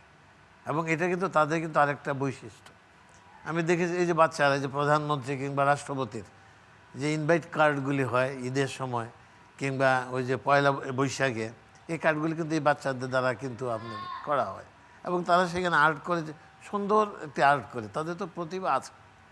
এই যে এই পর্যন্ত যে এগিয়ে এসেছি, এটার জন্য ধন্যবাদ দিতে হয় মাননীয় প্রধানমন্ত্রী শেখ হাসিনাকে, ধন্যবাদ দিতে হয় ওনার কন্যা সাইমা ওয়াজেদ পুতুলকে। কারণ তারা যদি সচেষ্ট না হতো তাহলে কিন্তু আমরা এতটুকু উত্তরণ করতে পারতাম না। আমরা এই অটিজম বাচ্চাদেরকে আমরা কিন্তু ঘর থেকে বের করে আনতে পারতাম না। এবং এই যে আপনাদের এই যে উদ্যোগ, আপনাদের যে এই যে অবস্থা এটা করা, এটা তো মানে সমাজের জন্য তো খুব বড় কাজ। এবং এইটাতে অনেকেই কিন্তু আপনার মানে এগিয়ে আসছে। এবং এদের মানে কি বলবো, যে আমার স্ত্রী মারা যাওয়ার পরে এরা যে কান্নাকাটি করেছে, ওরা বলেছে বড় ম্যাডাম কেন দাও, মানে এটা তো মানে তাহলে একটা সেন্স হয়েছে তাদের, এটা বোঝা যায়। এবং এই যে তাদের শিক্ষায় যে আপনাদের এই যে অনুষ্ঠানগুলি করা এবং স্কুল কলেজে যে যারা যে যাচ্ছে, এটাতে কিন্তু অনেকেরই কিন্তু আমরা অনেক ব্রেন খুলছে। এবং এরকম আছে, আমি আমার এই ওয়াইফের স্কুল থেকে দেখেছি অনেক বাচ্চারা সুস্থ হয়ে চলে গেছে, সুস্থ হয়ে গেছে এবং স্কুল কলেজে পড়ছে। হ্যাঁ, এই অটিজম বাচ্চারা আপনার এই ঢাকা ইউনিভার্সিটিতে আছে তার এক বাচ্চা। এবং এগুলো যদি আমরা যদি এগিয়ে আসি তাহলে আবার সরকার যেভাবে এগিয়ে আসছে তার সাথে আপনারা যেভাবে এগিয়ে আসছেন, সমস্ত শ্রেণীর মানুষকে যদি এগিয়ে যদি আনা যায় তাহলে আমরা এটা অনেক অনেক আমরা এটা উত্তোলন করতে পারবো। এবং আপনাদের এই অনুষ্ঠান যেটা আপনি বলেছেন মূল্যায়ন, এটা মূল্যায়ন করা খুবই কঠিন, সমস্ত কিছুর মূল্যায়ন চলে না। হ্যাঁ, এটাই হলো স্বাভাবিক। তা আমরা আশা করি আপনাদের এই অনুষ্ঠান চলবে, আপনারা আরও বড় অনুষ্ঠান করবেন, আপনারা এদেরকে আরও বিকশিত করার জন্য আপনারা চেষ্টা করবেন। এটা আমাদের আপনাদের কাছে আমাদের আশা থাকবে, আপনার কাছে ভরসা থাকবে। একটা অভিজ্ঞতা শুনতে চাই, সেটা হলো আপনি আমাদের এই প্রতিবন্ধী জনগোষ্ঠীকে নিয়ে যে ব্যতিক্রমধর্মী রিয়েলিটি শোটি RTV করলো, অতিথি হিসাবে একদিন আপনি উপস্থিত ছিলেন। আমি আপনার সেই মুহূর্তের অভিজ্ঞতাটা শুনতে চাই একটু, কেমন লাগলো আপনার কাছে আমাদের এই উদ্যোগটা? না, আমি তো কয়েকটা অনুষ্ঠানে আপনাদের আমি ছিলাম। জি, হ্যাঁ, আমি আপনাদেরকে দেখেছি আপনারা এই প্রতিবন্ধী বাচ্চা, অটিজম বাচ্চা আপনারা অনেকখান থেকে আপনারা কালেকশন করে এনেছেন, এনে আপনারা আমাদের সামনে আপনারা উপস্থাপন করেছেন। এটা তো মানে চিন্তার বাইরে, চিন্তার বাইরে। হ্যাঁ, যে আমি এই যে আপনাদের যে একটা মেয়ে, যে আমি আপনি গেলাম ওই যে ইয়েতে, ওই তামান্না নুরা, হ্যাঁ, তার আপনার হাত নাই দুটি, আপনি পায়ে দিয়ে লিখে সে আপনার আপনি HSC SSC পাস করছে এবং যশোরের মেয়ে। এবং আমি তাকে কথা দিয়েছিলাম যে আমি তোমাদের এখানে যাব, হ্যাঁ, আপনার অনুষ্ঠান থেকেই। হ্যাঁ, তারপর আপনিও গিয়েছিলেন, আমি আপনাকে যখন বললাম যে আমি যাবো, আপনিও তারিখ করলেন, গেলাম তার বাড়িতে। খুবই দরিদ্র ফ্যামিলির মেয়ে, কিন্তু সে মেয়েটা মানে সে অনেক মনে হয় যে উন্নতি করতে পারবে। হ্যাঁ, অদম্য কি অদম্য, এটা মানে এই যে আপনাদের যে অনুষ্ঠানগুলি, হ্যাঁ, আপনারা যে চা বাগান থেকে আপনারা কালেক্ট করে এনেছেন, আপনারা বিভিন্ন জায়গার থেকে কালেক্ট করে এনেছেন। হ্যাঁ, আপনারা আমি যে কতদিন আগে দেখলাম এনে যে গান গাওয়া হলো, সে আপনার নজরুল সঙ্গে, কঠিন নজরুল সঙ্গে সে এখানে পরিবেশন করলো, আরেকটি ছেলে এরকম গান পরিবেশন করলো। তারপর আমি তাকে এক পর্যায়ে বললাম যে আমি তো তোমাকে আগে আরও একটা অনুষ্ঠান করেছি। তো বলে কী অনুষ্ঠান? অনুষ্ঠানটা বললাম, সে অনেক একটুক্ষণ মানে কয়েক সেকেন্ড চিন্তার পরে সে তারিখ আপনার সেটা বলে দিল, ইয়ার বলে দিল এবং দিনটাও বলে দিল, কোন দিন কি অনুষ্ঠান সেটাও বলে দিল। আমরা সবাই আশ্চর্য হয়ে গেলাম। হ্যাঁ, এগুলি তো আপনার বলা যায় মানে আল্লাহ প্রদত্ত একটা স্পেশাল পাওয়ার তার কাছে আছে। সেক্ষেত্রে কি আমরা বলতে পারি না যে আমরা সাধারণ মানুষের যে ক্ষমতাগুলো আছে, দক্ষতাগুলো আছে, কোনো কোনো ক্ষেত্রে আমাদের বিশেষ চাহিদা সম্পন্ন মানুষগুলো তাদের থেকেও বেশি এগিয়ে আছে? না, অবশ্যই। এই যে প্রোগ্রামটা আপনিও বলতে পারতেছিলেন না, আপনার প্রোগ্রাম আপনিও বলতে পারতেছিলেন না, আমরা একসাথে বুঝেন। সে তখন একটুখানি বললো যে হ্যাঁ আমি বলতে পারবো। তারপর সে বললো প্রোগ্রামটা কী প্রোগ্রাম ছিল, কী ছিল, তারিখ, সময়টা সব বলে দিল। তাহলে এটাকে আপনি এটা কী বলবেন? সেটা তো একটা মানে সাংঘাতিক গুণ, তার সাংঘাতিক তার একটা ইয়ে। হ্যাঁ হ্যাঁ, গন্ধ নিয়েও সে বুঝতে পারে যে কে তার পাশে। আসলে আজকে প্রতিবন্ধিতা বিষয়টা এতটা এগিয়েছে, আসলে আমাদের মাননীয় প্রধানমন্ত্রী শেখ হাসিনা এবং ওনার সুযোগ্য কন্যা সাইমা ওয়াজেদ পুতুল আপার এই যে 8টি বিভাগে 8টা কমপ্লেক্স করা হচ্ছে এবং এটি পাইলট স্কিম। এখানে প্রতিবন্ধী বাচ্চাদেরকে থাকবে, হ্যাঁ, তাদেরকে ট্রেনিং দেওয়া হবে এবং যাদের কোনো উত্তরাধিকার মানে ইয়ে করবে না তাকে সেখানে সরকারি ইয়েতে তাকে সেখানে রাখা হবে। এই যে আপনার এই যে পদক্ষেপগুলি যেটা যে নিচ্ছেন মাননীয় প্রধানমন্ত্রী, জি। এটা তো একটা মানে কি বলবো, এটা তো বিরাট একটা কেউ কখনো সাহসিকতা। ভাবেও নাই এসব। না সাহসিকতার একটা মানে উনি বলেছিলেন একদিন এক বক্তৃতায় এবং যে এটা যার আমার- মা বাবা নাই যেন তাকে আমরা সমাজ এবং সরকার না, জন্য help জি করে। জি মাননীয় প্রধানমন্ত্রী ওটাই বলেছেন যে পিতৃমাতৃহীন কোনো শিশু মানে এরকম থাকবে না যে তাদেরকে দেখা নেই, রাষ্ট্র তাদের দায়িত্ব নেবে। রাষ্ট্রের দায়িত্ব নেই। এটা বিশাল বড় ঘোষণা এবং এই ঘোষণাটা আমরা যারা বিশেষ চাহিদা সম্পন্ন সন্তানদের মা বাবা তাদের জন্য যে কত বড় একটা সাহসের বিষয় এবং আমরা বলবো যে আমরা আশা খুঁজে পেলাম, আশার আলো দেখলাম। কারণ এটা তো আমাদের একটা নিরন্তর ভাবনা যে আমাদের অনুপস্থিতিতে আমাদের এই বিশেষ চাহিদা সম্পন্ন সন্তানরা কোথায় যাবে, কে নেবে। মাননীয় প্রধানমন্ত্রী এবং তার কন্যা জি। আসলে পুতুল বিষয়টি তো তুলে এনেছিল। আমরা প্রথমে আমরা তো কেউই রাব্বানী ভাই তখনও আমরা ভাবি নাই। তখনও আমরা কিন্তু অটিজম সম্বন্ধে এত কেউই কিছুই জানতাম না। তো পুতুল যখন বিষয়টি নিয়ে আমাদের সাথে, আমি তখন তো মন্ত্রণালয় চালাতাম, তখন যখন আমাদের সাথে অ্যাপ্রোচ করলেন এবং যখন আমরা বিষয়টি নিয়ে মাননীয় প্রধানমন্ত্রীর সাথে আলাপ করলাম এবং তার যে অদম্য উৎসাহ এবং মাননীয় প্রধানমন্ত্রী যে ভাই সাহেব যেটা বললেন, তিনি কাজ করেছেন, আমিও কাজ করছি তার সাথে, এই ব্যাপারে যে মাননীয় প্রধানমন্ত্রীর যে দিক নির্দেশনা এবং তার যে সফিস্টিকেটেড অ্যাপ্রোচ এবং তার যে সিনসিয়ারিটি, অনেস্টি, একেবারে যে মানুষের প্রতি যে এই যে ভাবটা, এইটা তো অতুলনীয়। এটা তো মানে কেউ কোনোদিন আগে করে নাই, এটাই ছিল হলো ফার্স্ট ইনিশিয়েশন। হ্যাঁ, ইনিশিয়েটিভ। এভাবেই কিন্তু পুতুল ইনিশিয়েট করেছে, তার আম্মা তাকে সাপোর্ট করেছে এবং সে মাননীয় প্রধানমন্ত্রীর সর্বোচ্চ পর্যায় থেকে এই যেমন যে বিষয়টি আপনি এক্ষুনি বলছিলেন যে যাদের পিতামাতা নেই তারা পড়ে থাকবে না, তাদের রাষ্ট্র তাদেরকে দেখবে, এটি চিন্তা, শুধু উনি চিন্তা না, এটাকে ইমপ্লিমেন্টেড করা করে ফেলছে। তো এই যে বিষয়গুলো, তো সেই জায়গাটায় আমার মনে হয় এই দুজন ব্যক্তি আমার মনে হয়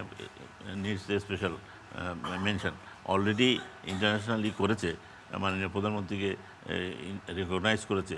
পুতুলকে আমরা যে এটা WHO-তে যে এটা পাশ করলাম অটিজমের spectrum disorder, autism spectrum disorder যে আইনটি আমরা সেখানে তুলে ধরলাম এবং আমরা মনে করি নাই যেটা ওদিন পাস হবে, তখন ভাবি নাই পাস হবে। তো সেটা রাব্বানী ভাই জানে যা উই ডিড নট এক্সপেক্ট যে এটা পাস করা সম্ভব হবে একবারে। আমাদের WHO চিফের সাথে কথা বলছিল, তো বলছে যে একবারে তো হওয়া সম্ভব নয়, মানে উই ডিড নট থিঙ্ক, কিন্তু সেটাও পাস হয়ে গেল। তো যাই হোক, আমি বলবো যে Putul needs special, Saima Wazed needs special mention for this, কারণ সে ছাড়া আমার মনে হয় এটি আসতো না। সে ইনিশিয়েট করেছে মাননীয় প্রধানমন্ত্রী এবং তার মা হিসেবে, এবং তার যে স্পেশাল সফট কর্নার, এই যে বিশেষায়িত চাইল্ড, যে স্পেশাল চাইল্ড, বিশেষ করে যারা প্রত্যেকটা জিনিসের উপরে তার যে অকৃত্রিম মানে সাহায্য, মানে from the top most order, এটা ছাড়া সম্ভব ছিল না আমার মনে হয়। আর এর সাথে আপনারা এবং আপনি RTV যে প্রোগ্রামটা চলছে, এটা আরও ভালো হোক, আরও সুন্দর হোক, আরও ভালোভাবে মানুষের কাছে কী করে নিয়ে যাওয়া যায় সেই প্রচেষ্টা চালিয়ে যাওয়া, আমি মনে করি আপনাদের দিক থেকে আরও ভালোভাবে যাতে যেতে পারে সেটা আমরা সকল সময় চাইব অবশ্যই। কিন্তু আমাদের এখনও অনেক জার্নি বাকি, and this country is such a big, Rabbani ভাই জানেন আমাদের 8টা ডিভিশনে 8টা করলে চলবে না। আমাদের তো মেন প্রবলেম হচ্ছে যে স্পেশালিস্টের অভাব, আমাদের যারা থেরাপিস্টের অভাব, ট্রেনিং দরকার, ট্রেনিং, আমাদের স্পিচ থেরাপিস্টের অভাব, দক্ষ জনশক্তির অভাব, এবং এই শুধু বিল্ডিং তো দিলে না হবে না, তার সাথে করে যে জনগণ, তাদেরকে এমপ্লয় করতে হবে, তাদেরকে দিতে হবে, এবং একেবারে গ্রামীণ পর্যায়ে এখনও বহু মানুষ তারা ওই যেমন আপনি দেখলেন চেনে বেঁধে রাখে, এখনও এরকম অবহেলার শিকার, অনেকে জানে না কোথায় যেতে হবে। এবং আমাদের সেই অ্যাপ্রোচটা আমাদের মেডিকেল কলেজ পর্যন্ত যে নিয়ে যাওয়ার চেষ্টা হচ্ছে, প্রত্যেকটি মেডিকেল কলেজ এবং ডিস্ট্রিক্ট পর্যায়ে নিয়ে যাওয়া হচ্ছে, আমাদের কমিউনিটি ক্লিনিক পর্যায়ে এদের স্পেশাল ট্রেনিং আমাদের অনেক বড় সাহস। এবং আমার বিশ্বাস আমার সামনে যে বিশেষ চাহিদা সম্পন্ন সন্তানদের অভিভাবকরা বসে আছেন, এখন সবচেয়ে বড় সাহস, নির্ভরতা, ভরসার জায়গা হচ্ছে আমাদের মাননীয় প্রধানমন্ত্রী শেখ হাসিনা এবং ওনার কন্যা সাইমা ওয়াজেদ পুতুল। এবং আপনারা তো আছেনই, এই যে যখনই সহযোগিতা চাচ্ছে, এই যে আপনারা এগিয়ে আসছেন, কথা বলছেন, আমাদের ডাকে সাড়া দিচ্ছেন, এবং এই কথাগুলো যখন ছড়িয়ে যাচ্ছে আমাদের প্রান্তিক অঞ্চলে, তারা উপকৃত হচ্ছে। এভাবেই তো আসলে কাজগুলো এগোচ্ছে। পিতামাতা যারা আছেন তারা নিশ্চয়ই উপলব্ধি করেন যে জননেত্রী শেখ হাসিনা ছাড়া it was not possible, কখনোই ছিল not possible। তো যাই হোক, আমরা এখন আমাদের তো চাহিদা যা ছিল অনেক চেষ্টা করছেন আমাদের মাননীয় প্রধানমন্ত্রী সেই চাহিদাগুলো পূরণ করতে। তো কিছু কিছু পূরণ হয়েছে, কিছু কিছু তো পূরণের পর্যায়ে আছে। যেমন আমরা চেয়েছি একটা আমাদের প্রতিবন্ধী এই শিশুদের জন্য একটি খেলার মাঠ, যেটা মাননীয় প্রধানমন্ত্রী নিজেই বলেছেন যে তাদের জন্য আসলে তাদের সুষ্ঠু বিকাশের জন্য খেলাধুলা দরকার, বাইরে বেরিয়ে আসা দরকার, কিন্তু সেই মাঠটা কিন্তু এখন আমরা পাইনি। ওটা মাঠের কাজ চলছে, মাঠের কাছে এটা পিডব্লিউডির কাছে এটা হস্তান্তর করা হয়েছে। এটা আমাদের সংসদের আপনার দক্ষিণ পশ্চিম কর্নারে, এবং এটা কাজ চলছে। মানে এটাই বলছিলাম যে মাননীয় প্রধানমন্ত্রী বলার পরেও যখন এটা দীর্ঘসূত্রিতা হয়, বড়টা তো সাভারে না, অনেক বড়টা তো সাভারে, সেটা তো বিশাল বড় আপনার অনেক বড়, সেটা তো একটা স্পেশাল মানে মানে একটা স্টেডিয়াম করা আমাদের হয়েছে। কষ্টের জায়গাটা ওটা সেখানে 20 একর জায়গার উপরে। যে যখন মাননীয় প্রধানমন্ত্রী নিজে উদ্যোগ নিচ্ছেন এবং সেটাকে প্রতিষ্ঠা করার জন্য বা সেই কাজটা করার জন্য নিজে উদ্যোগ নিচ্ছেন এবং বলছেন, তারপরে কিন্তু দীর্ঘসূত্রিতা দেখা যায়, সেখানে আমরা কষ্ট পাই। মনিরা, আমি যেটা বলতে চাচ্ছি সেটা হচ্ছে আমাদের এখানে আমরা তো অ্যাডভোকেসি করি, আমাদের শিল্পী আছেন, উপাচার্য আছেন, আমার প্রাক্তন প্রতিমন্ত্রী আছেন, স্যার তো আমাদের গুরুজন আছেন। উনি সবচেয়ে বড় কথা হচ্ছে 2 জন সাংসদ এখানে আছেন, যেটা আপনি ইমপ্লিমেন্টেশনের জায়গা বললেন। জি জি, আমরা তো যখন তখন প্রধানমন্ত্রীর কাছে যেতে পারি না। না, আপনারা মেহেরবানি করে আপনি যে কাজটা নিজে করছেন, আপনি ওই নারায়ণগঞ্জে যে আমাকে ফোন দেন, আমি হোয়াটসঅ্যাপে আপনাকে রুগী হয়েছে, শিকল বাঁধা রুগী, বলছি যে ওকে তাড়াতাড়ি নিয়ে আসেন। আমি ন্যাশনাল ইনস্টিটিউট অফ মেন্টাল হেলথে ভর্তি করে তার ট্রিটমেন্টের ব্যবস্থা করেছি। কোথায় সেই লালমোহন ভোলা, সেখান থেকে আমরা করেছি। আপনার মতো এরকম দরদি মানুষ যে কেউ হতে পারে। আপনি তো টেলিভিশন ব্যক্তিত্ব, আপনার জন্য এটা অনেক সহজ, কিন্তু তারপর আপনি ব্যক্তিগতভাবে নিজের অর্থ থেকে, নিজের পয়সা থেকে, নিজের কায়িক পরিশ্রম থেকে আপনার প্রতিবন্ধী শিশুটিকে, বাচ্চাটিকে নিয়ে আপনি যে গ্রাম থেকে গ্রামান্তরে যেভাবে খুঁজে বেড়ান ওদেরকে, এবং আমাদের যখন তখন ডাকেন। শরফুদ্দিন ভাই তো এমন মানুষ যে তাকে ডাক দিলে যে কারোর কাছে উনি তার কথা দেন। এরকম আমরা দলবদ্ধ হয়ে যদি কাজ করি, এখন আমাদের দরকার আমাদের এই 2 স্যারের মাধ্যমে যে কাজগুলো স্যার বললেন যে আমরা 8টা বিভাগে অন্য জায়গায়, এই জায়গাগুলোতে বিশেষ করে আমার এই প্রতিবন্ধী যে ট্রাস্ট এবং ট্রাস্টি বোর্ডের এই জায়গাগুলোতে এখানে ভালো কর্মী দিতে হবে। এখানে আমার মনে হয় যে ওই প্রশাসনের ওই জায়গাগুলোতে দুর্বল খুব একটা জায়গা, শার্প না। ফাইন্যান্সের লোকেরা যেতে খুব স্বাচ্ছন্দ্য বোধ করে, কিন্তু আমার ওখানে মনে হয় ক্ষুরধার ব্যক্তিত্বের কিছু অফিসার দরকার, যারা ডান বাম তাকাবে না, এবং প্রধানমন্ত্রী যেরকম মানে চলেন ওই রকমভাবে আমরা চাই যে ওরকম চলুক, সঙ্গে আমরা আছি। এটি আপনি আমাদের একটা সুবিধা হয়েছে, এটা আমার মনে হয় অনেকেই জানেন, আপনারা জানেন। তো জাস্ট টু রিমাইন্ড, যেহেতু সাইমা ওয়াজেদ এখন রিজিওনাল ডাইরেক্টর সিআরও, তো she has a very wide spectrum of 11 countries. আমরা তাকে ইলেক্ট করতে পেরেছি, যেহেতু দিল্লির এই স্থানে বসাতে পেরেছি। I am sure she will continue research. বাংলাদেশে যেটা আরও অন্য 11টা দেশে আরও ভালোভাবে আমি নিশ্চয়ই করবেন। তার সাথে আমরা এখনো কাজ করছি তার অর্গানাইজেশনে। এবং আমরা আসলে অনেক আশাবাদী। ফেব্রুয়ারির 2 তারিখে আপনারা ব্লু লাইট করেন, তাই না? জি জি, এটা হলো এপ্রিলের 2 তারিখ। এটাও মাননীয় প্রধানমন্ত্রী কিন্তু জনসচেতনতা বৃদ্ধির আরেকটা পদক্ষেপ, সেটাই সরকারিভাবে ভালো কাজ। তবে আমরা অনেক আশাবাদী, কারণ এই যে আপনারা বলছেন যে আমাদের 2 জন মাননীয় সাংসদ আমাদের সাথে আছেন, এবং ওনাদের আন্তরিকতা, ওনাদের যে অ্যাক্টিভনেস, এটা আমাদেরকে আসলে আশান্বিত করে। আমি নিজেই তো ওনার সাথে অনেক জায়গায় গিয়েছি, আমাদের পাবলিক ইউনিভার্সিটিগুলোতে গিয়েছি, যে উনি নিজে গিয়ে সেখানে আমাদের এই বিভিন্নভাবে ছিলেন। ওনার স্ত্রী, উনি তো বাচ্চাদেরকে সম্মোহনী শক্তি ছিল ওনার। না, ওটাতে আসছি তো, ওটা দেখেছি আমি যে উনি মানে কি পরিমাণ পরিশ্রম করতে পারেন, এটা আসলে ওনার সাথে না থাকলে আমি বুঝতে পারতাম না। উনি প্রত্যেকটা পাবলিক ইউনিভার্সিটিতে যে এই বিশেষ চাহিদা সম্পন্ন বা আমরা নানা ধরনের প্রতিবন্ধিতা যে স্টুডেন্টরা আছে, সেই ছাত্রদেরকে মাননীয় প্রধানমন্ত্রী শিক্ষাবৃত্তি পৌঁছে দিয়েছেন। পাশাপাশি সে কোথায় চলে গিয়েছে, সে যশোরের কোন একটা প্রত্যন্ত গ্রামে, সে তামান্না নুরার কাছে ওনার প্রতিশ্রুতি সেই পূরণ করার জন্য, পাশাপাশি আবার মাননীয় প্রধানমন্ত্রী সেই শিক্ষাবৃত্তি পৌঁছে দেওয়ার জন্য। তো আমরা সেখান থেকে আসলে আশাবাদী যে এরকম কর্মঠ মানুষগুলো যেহেতু আমাদের জাতীয় সংসদে আছে, আমরা আশা করতেই পারি সামনে নিশ্চয়ই অনেক ভালো কিছু আছে। আজকে আমরা হাত বাড়িয়ে দিলাম অনুষ্ঠানের 300 পর্ব উদযাপন করছি। সেখানে আমি শ্রদ্ধাভরে স্মরণ করতে চাই আমাদের প্রিয় কামরুন্নাহার দিনা আপাকে। উনি আমাদের একজন শুভাকাঙ্ক্ষী ছিলেন, এবং শুধু এই অনুষ্ঠানটার জন্য না, আমাদের এই বিশেষ চাহিদা সম্পন্ন জনগোষ্ঠীর প্রতি ওনার যে ভালোবাসা, মমত্ববোধ, সেটা আসলে অতুলনীয়। এমন একটা ভালোবাসার মানুষকে আমরা খুব অকালে হারিয়েছি। আমরা আজকে এই মুহূর্তে ওনার বিদেহী আত্মার প্রতি শ্রদ্ধা জানাচ্ছি, শান্তি কামনা করছি। দর্শক, এখন চলে যাব আমরা আমাদের সম্মানিত অডিয়েন্সের কাছে, শুনবো তাদের মতামত, তাদের প্রশ্ন নেব এবং সমাধান দেওয়ার চেষ্টা করব। তো চলে যাচ্ছি অডিয়েন্সের কাছে, অনুরোধ জানাবো আপনারা কে কথা বলবেন একটু হাতটি তুলবেন। আমার মেয়ের নাম হচ্ছে ফারিস্তা আহমেদ, ও ডাউন সিনড্রোম। তো প্রথমে আমি ধন্যবাদ জানাচ্ছি সবাইকে, আর আরটিভিতে আমাকে ডাকার জন্য, আমাদেরকে আমন্ত্রণ জানানোর জন্য আপনাকে ধন্যবাদ জানাচ্ছি। তো আমি আসলে এটা শুনে অনেক খুশি হয়েছি। আমি বলতে চেয়েছিলাম যে আমার ডাউন বাচ্চাদের যাতে একটা আশ্রয়ের ব্যবস্থা থাকে, ধরেন আমরা বাবা মা যখন না থাকবো তখন তারা কোথায় থাকবে, এবং তাদের যে আশ্রমের কথাটা স্যার বললেন, এটা শুনে অনেক ভালো লাগলো।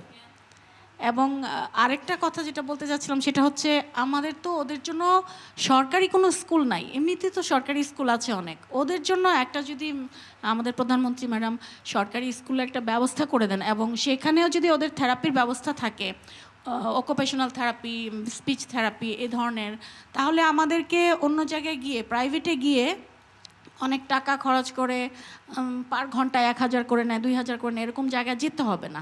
যদি এটা হয় তাহলে আমরা অনেক অনেক উপকৃত হব। আমরা আরেকজন অডিয়েন্সের কাছে চলে যাচ্ছি। আমি বদরুনারা খান, আমি স্কলার স্পেশাল স্কুলের থেরাপিস্ট হিসেবে আছি।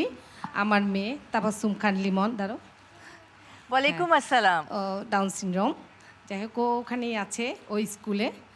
তা আমরা অবশ্য ছোটোবেলা থেকেই ওকে সবসময়, যখন থেকে জানলাম যে ও ডাউন সিনড্রোম, 7 মাস বয়স, তখন থেকেই ওর ট্রেনিং শুরু। তখন তো বুঝতে পারতাম না যে হোয়াট ইজ ডাউনসটা কী, কোনোই আইডিয়া ছিল না। যাই হোক, পরে আস্তে আস্তে যখন জানতে পেরেছি, আমি একজন চাইল্ড স্পেশালিস্টের কাছে গিয়েছিলাম, জ্বর হয়েছিল, তো উনি বলেছিল একটি স্পেশাল চাইল্ড। তা আমি বললাম, আমি আর ওর বাবা গিয়েছিলাম তখন, যে আমরা কী করতে পারি ওর জন্য। বললো, তুমি ওর জন্য সব কিছুই নর্মাল স্বাভাবিক সব কিছুই করবা, সব জায়গায় নিয়ে যাবা, সবার সাথে একসাথে বসে খাবে, জাস্ট একটু আইডিয়া। তো সেই হিসাবেই চলা। তা মাশাআল্লাহ আলহামদুলিল্লাহ অনেক ভালো আছে, তার কথাবার্তায় কোনো জড়তা নাই, সে নাচে ভালো, টকেটিভ বলতে পারেন সবাই, সে অনেক মিশুক, সব দিক থেকে। আমি একদিক ছেড়ে দিয়েছি, পড়াশোনা লাগবে না, দরকার নেই, হবে না, নাম ঠিকানা বলতে পারে, ফোন নাম্বার বলতে পারে, বাসার ঠিকানা বলতে পারে, এনাফ। আর আমি এই বাচ্চাদের ক্ষেত্রে একটু নিচের দিকেই তাকাই।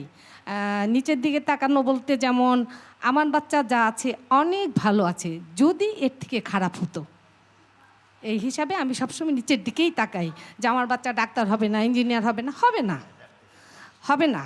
তবে হ্যাঁ, ডাক্তার ইঞ্জিনিয়ার যেটা করতে পারবে না, আমি ফিল করি যে ও যেটা করতে পারবে সেটা ডাক্তার ইঞ্জিনিয়ার করতে পারবে বলে আমার মনে হয় না। কারণ ও আল্লাহর কাছে আমাদের জন্য সুপারিশ করবে এবং ওখানে আমরা পার পেয়ে যাব, এটা আমার বিশ্বাস।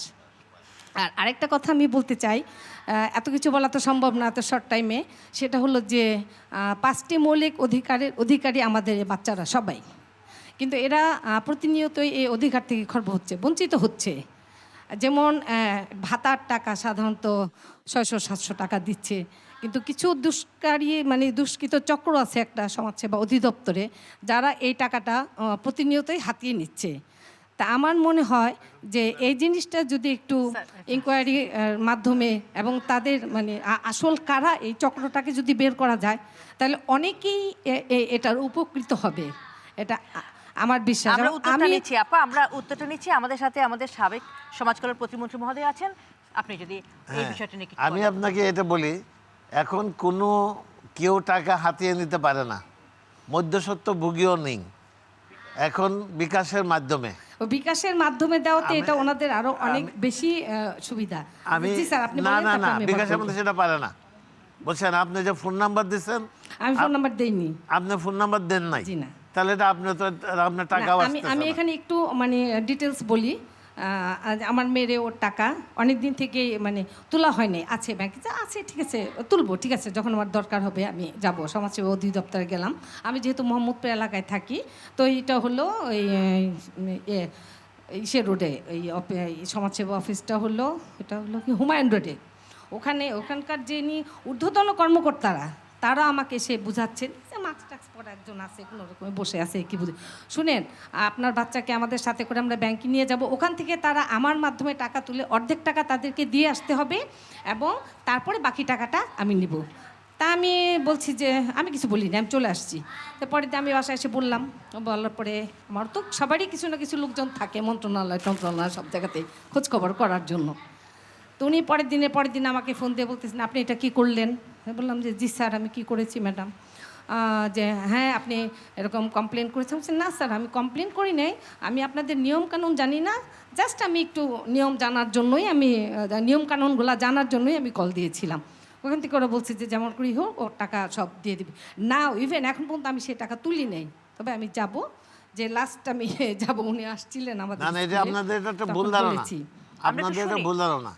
আপনাদের এটা অনলাইনে আপনাদের কাছে আপনাদের অ্যাকাউন্টে এসেছে টাকাটা, এবং এটা আপনার তুলে ফেলা উচিত।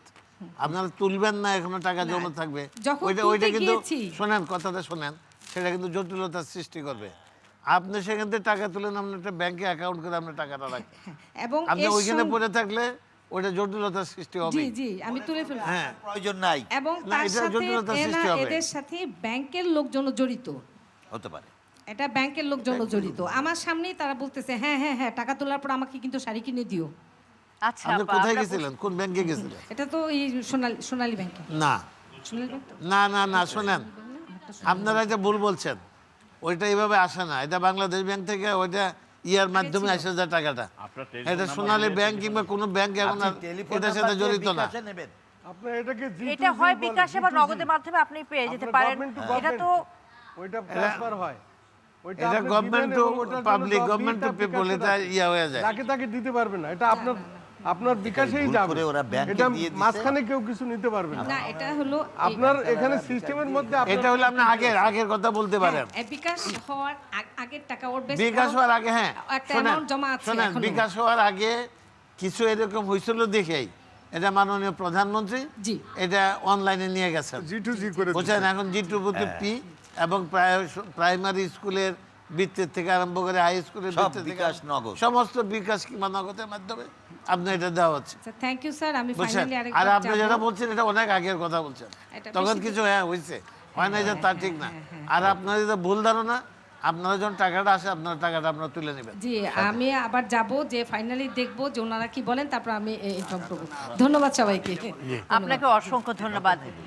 আমাদের সাথে সম্মানিত দুজন সাংসদ আছেন আজকে। আপনাদের কিছু চাওয়ার থাকলে, কোনো প্রত্যাশা থাকলে সরকারের কাছে, সেটা আপনারা সরাসরি বলতে পারেন, ওনাদের মাধ্যমে সেটা সরাসরি পৌঁছে যাবে। আমরা আরেকজন সম্মানিত অডিয়েন্সের কাছে চলে যাচ্ছি। আসসালামু আলাইকুম, আমাকে এখানে সুযোগ দেওয়ার জন্য অনেক ধন্যবাদ আপা। একটা অনুরোধ করতে চাই, আমি একটা স্পেশাল স্কুল চালাই, আমার বাচ্চা ADHD ছিল এবং আমি এখন আলহামদুলিল্লাহ সে নর্মাল স্কুলিং করছে সরকারি স্কুলে, গভর্নমেন্ট সেন্টার গভর্নমেন্ট স্কুলে পড়ে আর কি। তো আমার একটা আর্জি, সেটা হলো যে আমরা যখন নর্মাল স্কুলের জন্য বাচ্চাকে রেডি করি, স্পেশাল স্কুল থেকে একটা ASD বাচ্চাকে যখন আমরা নর্মালের জন্য রেডি করি, তখন বেশিরভাগ ক্ষেত্রে দেখা যায় যে নর্মাল স্কুলগুলো বাচ্চাগুলোকে নিতে চায় না, তারা বিহেভিয়ার ইস্যু দেখায়, অনেক টাইপের প্রবলেমগুলি দেখায়। 100% প্রবলেম তো আসলে ওভারকাম আমরা করতে পারি না, যেটা অ্যাকচুয়ালি আমাদের ওই লেভেলের বাচ্চাগুলির সাথে, স্বাভাবিক বাচ্চাদের সাথে মেশানোর জন্য দরকার হয়, ওই প্রবলেমগুলো ওভারকাম করার জন্য। তো তখন সেক্ষেত্রে কিন্তু ওই স্পেশাল বাচ্চাদেরকে স্বাভাবিক বাচ্চাদের সাথে মিশতে দেওয়ার একটা সুযোগ করে দিতে হয়। আমি যেটা ফেস করি, আমার স্কুল থেকে অনেক বাচ্চা আলহামদুলিল্লাহ নর্মাল স্কুলে যায়, তখন আমাকে যে প্রিন্সিপালের সাথে কথা বলতে হয় এবং অনেক কাছে রিকোয়েস্ট করতে হয় যে বাচ্চাগুলোকে একটু নেন, তাদের এই প্রবলেমগুলি সর্ট আউট হবে যদি আমরা তাদেরকে মিশতে দিই।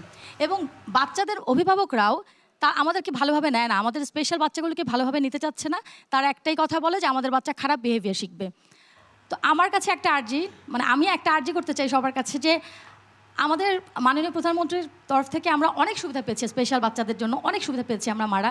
আমাদের স্বাভাবিক বাচ্চার মাদের জন্য যদি এই একটা, মানে এই যে একটা আমাদের যে একটা স্পেশাল বাচ্চা এবং স্বাভাবিক বাচ্চার মায়ের মধ্যে যে একটা ডিস্টেন্স, এটা যদি ওভারকাম করার জন্য কিছু করা যায়, নর্মাল স্কুলগুলিতে যদি বাচ্চাদের 5টা সিটের বদলে যদি আরও, মানে এরকম কোনো নিষেধাজ্ঞা না থাকে যে 5টা সিট দিতে হবে না, মানে যে বাচ্চা যাবে তার মানে অনুসারে, তার লেভেল অনুসারে সেই স্কুলে ভর্তি হতে পারবে, এই সুবিধা যদি করে দেওয়া যায়, তাহলে আমাদের স্পেশাল বাচ্চাগুলো নর্মাল স্কুলে আর সব বাচ্চাগুলির সাথে মিশতে সুযোগ পাবে। এবং তাদের একটা যে স্কুল থেকে যে আমাদের নর্মাল স্কুলগুলি থেকে যে বলা হয় যে আমাদের 5টা সিট শেষ, এই কথাটা আসলে আমাদের স্পেশাল মাদের যেন শুনতে না হয়, যেটা আমাদের জন্য খুবই কষ্টদায়ক। এবং আমি দেখেছি যে অনেক নর্মাল স্পেশাল বাচ্চাই নর্মাল বাচ্চাদের সাথে থেকে থেকে অনেক কিছু শিখতে পারে এবং তারাও স্বাভাবিক 8-5 জন বাচ্চাকে কপি স্কিলটা ডেভেলপ করে তারা কিন্তু স্বাভাবিক আচরণ করতে পারে। জি আপা। হ্যালো, আসসালামু আলাইকুম। আমি তানিয়া সুলতানা। আমার ছেলে বহুমাত্রিক সমস্যা, ওর সিপি প্লাস বিহেভিয়ারের সমস্যা, ওর অটিজমের ক্যারেক্টারটা তার ভিতরে রয়ে গেছে। তো ওর বয়স এখন 22 বছর। আপার সাথে আমার শুরু থেকেই জার্নি। আপাকে অসংখ্য ধন্যবাদ আমাদের এখানে ডেকে নেওয়ার জন্য। এবং আপার মাধ্যমে আগে শুধু স্টেজে প্রোগ্রামটা হতো, করোনা পারপাসে যেই সুযোগটা আপা পেয়েছে এটা আপার জন্য অনেক ভালো হলো। এবং আমাদের প্রত্যন্ত এলাকায় যে বাচ্চাগুলো রয়ে গেছে, যেই প্যারেন্টসগুলো আছে, ওনাদের কাছাকাছি আপা যাওয়াতে ওদেরও একটা স্বস্তির জায়গা ওরা পেয়েছে। এবং আমি আশা করব আমাদের প্রত্যেকেরই উচিত এভাবে যে যতটুকু পারে এগিয়ে যাওয়া।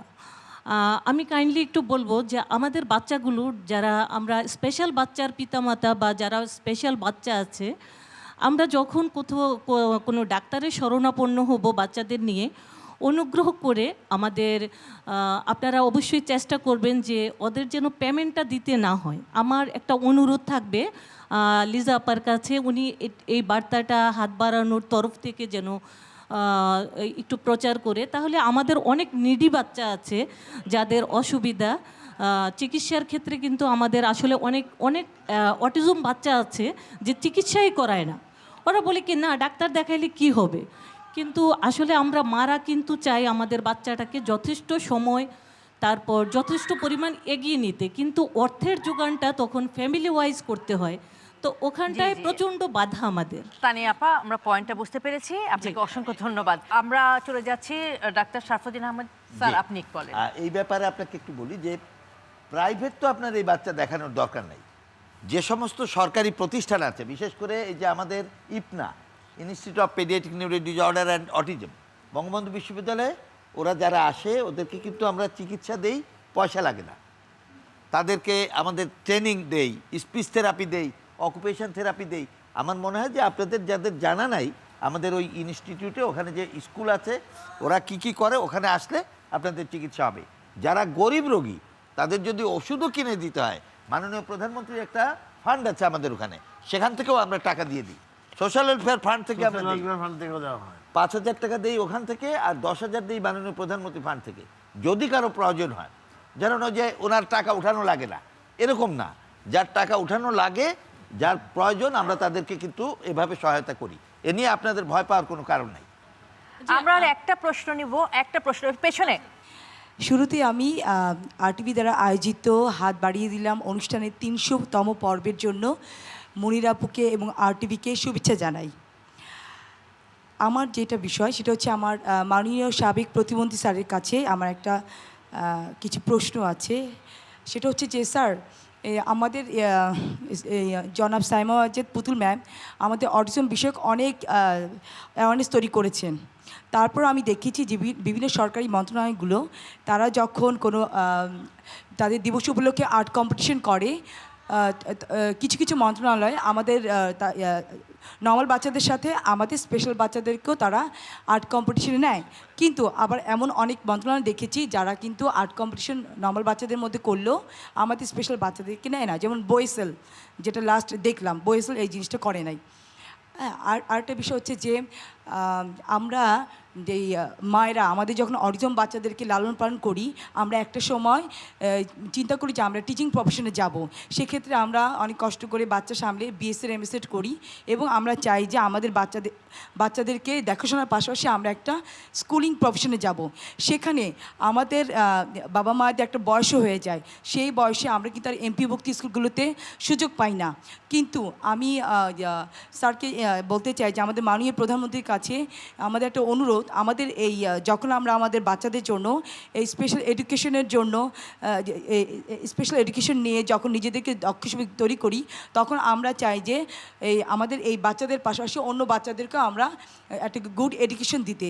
সেক্ষেত্রে আমাদের যে বয়সটা বেশি হয়ে যায় সেটা যেন একটু যদি আমাদের ক্ষেত্রে কনসিডার করা হতো তাহলে খুব ভালো হতো। আমাদের বাবা মায়ের মধ্যে বিশেষ করে মায়েদের মধ্যে অনেকে সিঙ্গেল মাদার, সেক্ষেত্রে তাদের একটা বড় অবলম্বনই থাকে এই কর্মক্ষেত্রে এই টিচিং প্রফেশনটা। সেক্ষেত্রে যদি একটু বিবেচনা করা হয় আমি মনে করি অনেক পরিবারই এক্ষেত্রে উপকৃত হবে। আরেকটি বিষয় হচ্ছে যখন সরকারিভাবে কি বিভিন্ন কম্পিটিশন হয়, যেমন শেখ রাসেল পদকে আমি দেখেছি বিশেষ প্রতিভাবান শিশুর মধ্যে বিশেষ প্রতিভাবান শিশু একটা ক্যাটাগরি ছিল। সেই ক্যাটাগরিতে বিভিন্ন বাংলাদেশের যে 12 ধরনের প্রতিবন্ধী ব্যক্তি আছে তারা সবাই মিলে অ্যাপ্লাই করে 18 বছর বয়সের মধ্যে। কিন্তু আমাদের অটিজম ব্যক্তিরা কিন্তু দৃষ্টি প্রতিবন্ধী, শ্রবণ প্রতিবন্ধী ওদের সমমান কিন্তু হবে না। সেক্ষেত্রে তাদের কিন্তু নিউরনের সমস্যার জন্য অনেক সমস্যা থেকেই যায়। কিন্তু তা সত্ত্বেও তারা তাদের জায়গায় বেস্ট। যেমন আমার ছেলে কিন্তু বহুমুখী প্রতিভার অধিকারী। এবার সে অ্যাপ্লাই করেছিল 23 সালে, কিন্তু সেখানে সে একমাত্র অটিজম ব্যক্তি ছিল, কিন্তু অন্যান্যরা যারা ছিল শারীরিক দৃষ্টি এরা ছিল। তো তাদের অর্জনের সাথে আমার ছেলের অর্জন কিন্তু এক হবে না। কিন্তু তা সত্ত্বেও আমার ছেলে বহুমুখী প্রতিভা হওয়া সত্ত্বেও সে তার কিন্তু অনেক অর্জন আছে লোকাল পর্যায়ে।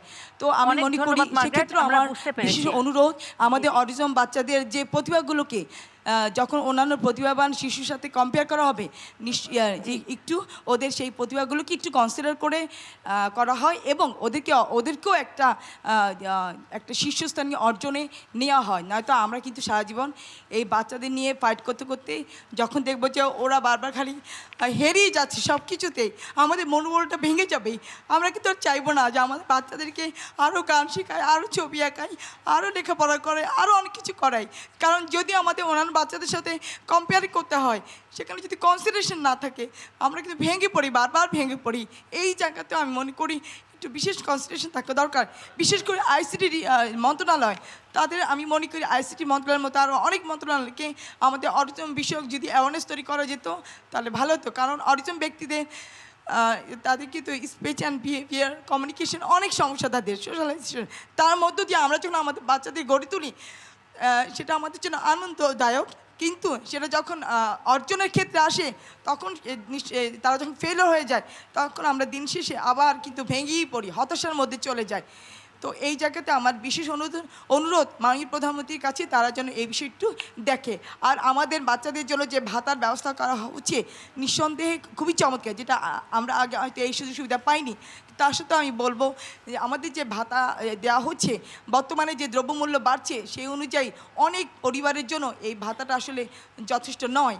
সেক্ষেত্রে যদি এই ভাতাটা যদি আরেকটু সম্মানজনকভাবে বাড়ানো হয়, প্রতি বছর 100 না 1 বছর পর 100, এটা আমি মনে করি এটা আমাদের বাচ্চাদের অধিকারের ক্ষেত্রে যথেষ্ট নয়, তাদের সম্মানের ক্ষেত্রে যথেষ্ট হানিকর। যেখানে মুক্তিযুদ্ধ যারা করেছেন, মুক্তিযুদ্ধ যোদ্ধাদের জন্য যথেষ্ট ভাতা রাখা হয়েছে, আর আমাদের বাচ্চারা তো অসহায়, তাদের প্রতি তো আমাদেরও যথেষ্ট দায়িত্ব আছে, রাষ্ট্রের অনেক দায়িত্ব আছে। অনেক ধন্যবাদ মার্গারেট আপনাকে। আমি সরাসরি চলে যাচ্ছি জনাব আশরাফ আলী খসরু এমপি, আপনি যদি আমি এই মায়ের প্রশ্নের উত্তরগুলো দেন। না, আপনার যে প্রশ্নগুলো যে করছেন, দেখেন আমরা যদি একসাথে যদি সব যদি চেয়ে ফেলতে সেটা হবে না। আমাদের ধীরে ধীরে কিন্তু আমাদের এগিয়ে যেতে হবে। আপনাদের যে আপনি বলছেন যে আর্টের ব্যাপারে বলছেন, যে আমার ওয়াইফের স্কুলের কথাটা যে বলছি সেটা ধরেন নেত্রকোনায়, ঢাকা থেকে অনেক দূরে, ওই স্কুলের একটা বাচ্চা কিন্তু সেই প্রতিযোগিতা প্রধানমন্ত্রী এখানে ওই মানে বিশেষ দিনের ঈদ উৎসবের আর্টে তারটা উনি গ্রহণ করছেন। উনি ওইখানে দেখে, প্রাথমিক অবস্থায় দেখে যেগুলি ভালো সেগুলি প্রধানমন্ত্রীর কাছে দেয়, প্রধানমন্ত্রী নিজে পছন্দ করে কোনটা ওনার কাটা যাবে উনি ওইটা নির্দিষ্ট করে দেন। এটাতে কিন্তু খুব একটা মানে ছলচাতুরি চলে না। আর আমরা দেখেন যে কথাটা বলছি, আমরা ধীরে ধীরে আমাদেরকে এগিয়ে যেতে হবে। আমরা যদি একদিনে যদি সব যদি আশা করি সেটা কিন্তু পাবো না। হ্যাঁ, আর ওইটা আপনি হয়তো একটু ব্যথিত হবেন, কারণ আপনার একটা কথা আমারও লেগেছে যে মুক্তিযোদ্ধাদের সাথে যদি তাদের তুলনা করেন সেটা চলবে না। এটা কিন্তু 2 পর্যায়ের। মুক্তিযোদ্ধারা টোটাল সেপারেট, ওরা কিন্তু আর 10 বছর পরে মুক্তিযোদ্ধা পাবেন না। আপনারা খুঁজবেন মুক্তিযোদ্ধাদেরকে, যে একটা অনুষ্ঠানে এনে কথা বলার জন্য। ধরেন আমি একটা মুক্তিযোদ্ধা, আমি তো 10 বছর পরে আমাকে পাবেন না। হ্যাঁ, কাজে ওইটার সাথে তুলনা করবেন না। হ্যাঁ, এটা মানে আপনি এটা একটু বলবেন। আর এটা একটা ভাবের, আর আপনাদেরকে হ্যাঁ এটা পর্যায়ক্রমে দেখেন। এখন আমরা বয়স্ক ভাতা, বিধবা ভাতা সব ভাতা দিচ্ছি 500 টাকা। আর আমরা প্রতিবন্ধীদের ভাতা দিচ্ছি 850 টাকা, তো বাড়ানো হয়েছে তো এবারও। আর আমাদের কোভিডকালীন অবস্থায় এটা সারা দেশের, সারা পৃথিবী অর্থনৈতিক অবস্থা যে মন্দা, তার মাঝেও কিন্তু আমরা এটা বৃদ্ধি করেছি এবং এটা বৃদ্ধি করা হয়েছে। আর আপনাদের সুযোগ সুবিধাগুলি কোথায় কি আছে সেগুলি আপনাদের জেনে নিতে হবে। যেমন আমাদের আপনার ওই যে 14 নম্বর মিরপুরে আমাদের যে ওই যে ওইখানে যে আমাদের জাতীয় প্রতিবন্ধী ফাউন্ডেশন, এখানে অনেক বড় আপনার একটা ফিজিওথেরাপি সেন্টার আছে এবং এখানে অনেক ট্রেন্ড লোক আছে যারা সেখানে এই কাজগুলি করে থাকে। আপনার সেটা আপনাদের জেনে শুনে আমাদের এছাড়াও আমাদের 130টা আপনার সেন্টার আছে, আমাদের ভ্রাম্যমান সেন্টারও আছে প্রায় 30টির মতো, গাড়ি দিয়ে যায় বিশেষ অবস্থাপন্ন এদের কেন ফিজিওথেরাপি করার জন্য। আপনার সুযোগ দিচ্ছে কিন্তু এটা পর্যায়ক্রমে হবে। আমরা একদিনে যদি সব যদি আমরা যদি মনে করি পেয়ে যাওয়ার, সেটা কিন্তু কারোর পক্ষে কিন্তু সম্ভব না। যেটা হলো যে আপনারা পিতামাতারা, আমরা এদেরকে বলি কেয়ারার। হ্যাঁ, এই কেয়ারারদের যে এখন আন্দোলন চলছে, মনিরা জানে কিছুদিন পরে এরাও আসলে ভাতার অধিকারী হবে, কারণ ম্যাক্সিমাম কষ্ট তো তারাই করেন এবং এটা বিবেচনার মধ্যে আছে। এবং আমরা অর্গানাইজড ওয়েতে এটা চেষ্টা করছি যে গুচ্ছ গ্রাম করে কেয়ারারদের নিজেরাই কিভাবে আত্মস্বাবলম্বী হতে পারে, এবং সেটার জন্য সরকারেরও কিছু লাগবে না। যে ওই যে প্রতিযোগিতা যখন হয়, অটিজমদেরকে একটু আলাদা করে অন্যদের সাথে, দৃষ্টি প্রতিবন্ধী ওদের সাথে না করলে ওদের মধ্যে একটু উৎসাহ বাড়বে, সেটা বোধহয় করা যেতে পারে। তবে উনি আরেকটা জিনিস যেটা বলেছেন, এটার পিছনে কারণ হলো আগে তো কোনো কিছুতেই ভাতা ছিল না, এখন ভাতা যেহেতু শুরু হয়েছে আস্তে আস্তে যাতে বাড়ে। এই সরকার আগামী 5 বছর ভালোভাবে গত বাজেটেই বাড়ানো হয়েছে, এটা বাড়বে ইনশাআল্লাহ। গত বাজেটে এটা বাড়ানো হয়েছে। হ্যাঁ, 100 টাকা বাড়ছে, 700 থেকে 850 টাকা করা হয়েছে। মানুষগুলোর লালন পালন চিকিৎসা অত্যন্ত ব্যয়বহুল। ভাতা একটা হয়ে যাবে, এটা আসলে অধিকাংশ পরিবারের পক্ষে অনেক কষ্টসাধ্য। সেটাই সেটা একটা মনিরা, উনি আরেকটা পয়েন্ট তুলেছেন আর কি, এটা বোধহয় আপনি একটু ফলো আপ করতে পারেন। যেহেতু আমরা যে যারা যে কেয়ারার্স যারা স্পেশাল ট্রেন হয়ে they want to be included in certain schools, age bar যেতে যায়, এটা আমাদের একটা আইনের মধ্যে কিছু করতে হবে আর কি, যে যারা এরকম কিছু আসে, যারা স্পেশাল কেয়ার মায়েরা যদি স্কুলে যেতে চায় তাদের বয়সটা শিথিল করতে হলে তো আমাদের আইনটাকে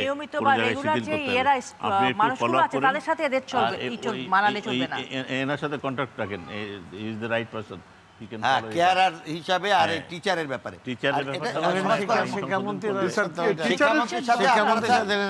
আপনারা দুই মাননীয় সংসদ সদস্য একটু কথা বলেন, শিক্ষামন্ত্রীর সাথে কথা বলতে হবে। এটা বলি আমার মনে হয় হয়ে যাবে। তো জনাব আফামরুল হক, আপনি তো এতক্ষণ আমাদের সম্মানিত অডিয়েন্সের কথা শুনলেন, তাদের আবেগের কথা শুনলেন, তাদের প্রশ্ন ছিল সেগুলো শুনলেন, তাদের অনুভূতিগুলো শুনলেন। সামগ্রিকভাবে তাদের উদ্দেশ্যে আপনি কি বলবেন? প্রথমে বলবো যে মায়েরা যারা এখানে এসছেন, বাবাদের দেখছি না, যারা এসছেন, বাবা পিতামাতা যারা এসছেন তাদেরকে ধন্যবাদ। তবে আমাদের যে ইনফরমেশন গ্যাপ রয়ে গেছে, আপনারা বুঝতে পারছেন যে আপনারাও অনেক দূরে এসছেন, তারপরেও কিছু কিছু ইনফরমেশন গ্যাপ আছে, সেগুলো ফিল আপ করা খুব দরকার। এবং সেই ইনফরমেশন গ্যাপটা ফিল আপ করার জন্যে RTV যে এই 300তম প্রোগ্রামে কন্টিনিউয়াসলি মনিরা যে করে যাচ্ছে এবং RTVর কর্তৃপক্ষ, আমি তাদেরকে ধন্যবাদ জানাই। এর সাথে সাথে অবশ্যই আমি প্রথমেই বলেছিলাম যে সায়মা ওয়াজেদ পুতুল না হলে আমরা এ পর্যন্ত মোটেই আসতে পারতাম না। যখন আমরা শুনেছিলাম যে she wants to work with autism spectrum ডিসঅর্ডারের জন্য, তখন আমি তো কিছুই জানতাম না, to tell you very frankly. আমাদের এই সম্বন্ধে যখন আমরা ছাত্র ছিলাম আমাদেরকে কোনো শুনি নাই, সুতরাং আমাদেরকে নতুন করে শিখতে হয়েছে। তারপরে তার সাথে সাথে মাননীয় প্রধানমন্ত্রী যেভাবে সহযোগিতা করে আসছেন, আমার মনে হয় আপনারা সকলেই বলবেন যে she is a special type, যে তা না হলে আমরা এত দূর আসতে পারতাম না। তবে স্যার যে কথা বললেন, আমাদের মাননীয় মন্ত্রী মহোদয় যেভাবে কাজ করে এসছেন, সবটা একসাথে পারবো না, তবে তারপরেও আমাদের কিছু কিছু জানা থাকে না, সেখানে কিছু কিছু আপনারা যখন পয়েন্ট আউট করলেন, যেমন উনি বললেন যে ওনার টাকাটা তোলেন নেই, টাকাটা যে তোলা উচিত সেটাও ওনার জানাটি থাকা দরকার। এবং এখন যে পরিবর্তন এসছে এবং সেই পরিবর্তনে যে টাকাটা ডাইরেক্টলি ওনার কাছে যেতে পারে, সেই জন্যে। তারপরেও আমি বলবো যে এই RTV এই আপনাদের যে হাত বাড়িয়ে দেওয়ার যে প্রোগ্রাম, আমি বলবো যে ইটস এ ওয়ান্ডারফুল প্রোগ্রাম। এটা আরও ভালো হোক, আরও সুন্দর হোক, আরও সফল হোক, আরও সফলভাবে আমরা পিতামাতা যারা শুনছেন, যারা বাইরে আছেন, বিশেষ করে ঢাকায় যারা আছেন তারা তো লাকি। আমরা তো ঢাকার বাইরে একেবারে গ্রামীণ পর্যায়ে নিয়ে যেতে চাইছি, কিন্তু সরকারের কিছু লিমিটেশনস থাকে, আমরা সবসময় পারি না। আমরা বলছি যে আমরা ডিস্ট্রিক্ট পর্যায়ে নিয়ে যাব, কিন্তু আমাদের ম্যান পাওয়ারের অভাব, আমাদের ট্রেন ম্যান পাওয়ার নেই, লোক নেই, কিন্তু হচ্ছে। একেবারে কিছু ছিল না 8-10 বছর 15 বছর আগে। আমি চিন্তা করে দেখুন, অটিজম সম্বন্ধে আমি কিছু জানতাম না, আপনারা তো দূরের কথা। সুতরাং সেই সময় সেখান থেকে আমরা আজকে এখানে অনেক দূর এসেছি। আমাদের অনেকগুলো সেন্টার হয়েছে এবং মাননীয় প্রধানমন্ত্রী এবং তার কন্যা সহ আমাদের যেভাবে চলছে, আমরা মনে করি this is going to continue. এবং যেটা বললাম যে যেহেতু সায়মা এখন রিজিওনাল ডিরেক্টর অফ দি আমাদের এই 11টা দেশের WHO হয়েছে, সে আরও 11টা দেশের মধ্যে এটাকে ছড়িয়ে দিতে পারবে। আর আমাদের দেশের মধ্যে পিতামাতা যারা বাইরে আছেন, যারা শুনছেন, বিশেষ করে ঢাকার বাইরে, তাদের কাছে তাদের মেন কমপ্লেন থাকবে যে আমার কাছে তো এই সব জিনিসটা নাই। হয়তো তাদের একটু কষ্ট করে যেখানে সেন্টারটি আছে সেখানে এসে মাঝে মাঝে এই বিষয়টি শুনে জেনে যেতে হবে। সবাই বঙ্গবন্ধুতে আসতে পারবে না, কিন্তু খুলনা, আমি যেমন আমার এলাকায় খুলনা সাতক্ষীরা, ওখান থেকে হয়তো খুলনা বা কাছাকাছি যেখানে যে সেন্টারটি আছে সেই সেন্টারটি সম্বন্ধে আপনারা জেনে নেবেন। আর আজকাল সবই তো ইন্টারনেটে অ্যাভেলেবল, আপনার আশেপাশে কোন সেন্টারটি আছে সেটি আপনি আপনার টেলিফোনের মাধ্যমেই জেনে নিতে পারবেন। তো হয়তো একটু কষ্ট করে জেনে নিতে হবে। তো যদি আপনারা নিজেরা আপডেটেড থাকেন, আমাদের সরকারের পক্ষ থেকে বিশেষ করে সর্বোচ্চ পর্যায়ের ব্যক্তির যে সহযোগিতা, আন্তরিকতা, এটি অতুলনীয় এবং এইটাকে কাজ লাগিয়ে আমরা মনে করি এটাকে এগিয়ে নিয়ে যেতে পারবো। I am sure this will continue. আমি মনে করি আমরা এগিয়ে যাব এবং যতদূর এসেছি সেজন্যে এই RTV এবং এই আপনার হাতবাড়ি দিয়ে প্রোগ্রামে একে আবারও ধন্যবাদ জানিয়ে, আমাদের সহকর্মী যারা এখানে আজকে আলোচনা করলাম তাদের সকলকে ধন্যবাদ জানিয়ে, আপনাকেও ধন্যবাদ জানিয়ে শেষ করছি। আপনাদের সবাইকে অসংখ্য ধন্যবাদ আমাদের হাতবাড়ি দিলাম অনুষ্ঠানের 300তম পর্ব উদযাপনের এই মাহেন্দ্রক্ষণে আপনাদের সবাইকে আমাদের সাথে পেয়েছি। দর্শক, আমরা আমাদের আজকের অনুষ্ঠানের একেবারেই শেষ পর্যায়ে। ব্যক্তি, পরিবার, সমাজ ও রাষ্ট্রের প্রতিটি স্তরে অটিজম এবং অন্যান্য প্রতিবন্ধিতা সম্পর্কে সচেতনতা ছড়িয়ে দেওয়াই আমাদের লক্ষ্য। এই মানুষগুলোর প্রতি সমাজ ও রাষ্ট্রের দায়িত্বের কথা মনে করিয়ে দেওয়াই আমাদের উদ্দেশ্য। অটিজম এবং অন্যান্য প্রতিবন্ধী ব্যক্তিদের প্রয়োজনীয় চিকিৎসা, শিক্ষা, কর্মসংস্থানের ব্যবস্থা করা, সর্বোপরি দেশের একজন নাগরিক হিসেবে তাকে একটি মর্যাদার জায়গায় প্রতিষ্ঠিত করাই আমাদের এই হাত বাড়িয়ে দিলাম অনুষ্ঠানের স্বপ্ন। এই লক্ষ্য, উদ্দেশ্য এবং স্বপ্ন যেদিন পূরণ হবে সেদিন হাত বাড়িয়ে দিলাম অনুষ্ঠানের প্রয়োজন ফুরবে। আর যতদিন না সেই লক্ষ্যে আমরা শতভাগ পৌঁছতে পারছি, ততদিন আমাদের এই প্রচেষ্টা অব্যাহত থাকবে। এই পর্যায়ে কেক কেটে আমরা আপনাদের এই প্রিয় অনুষ্ঠানের 300তম পর্ব উদযাপন করব। সবাইকে মঞ্চে আসার জন্য অনুরোধ জানাচ্ছি। আর এর মধ্য দিয়েই আজকের আয়োজন শেষ করছি। সঙ্গে থাকার জন্য সবাইকে অসংখ্য ধন্যবাদ। বাড়িয়ে দাও দুহাত, বাড়িয়ে দাও স্বপ্ন জড়িয়ে দাও। অবুজ কুসুম কলি রঙেতে রাঙিনা, যদি মমতার রঙে তার রাঙিয়ে নাও। অবুজ কুসুম কলি রঙেতে রাঙিনা, যদি মমতার রঙে তার রাঙিয়ে নাও। বাড়িয়ে দাও হাত, বাড়িয়ে দাও দুহাত, বাড়িয়ে দাও।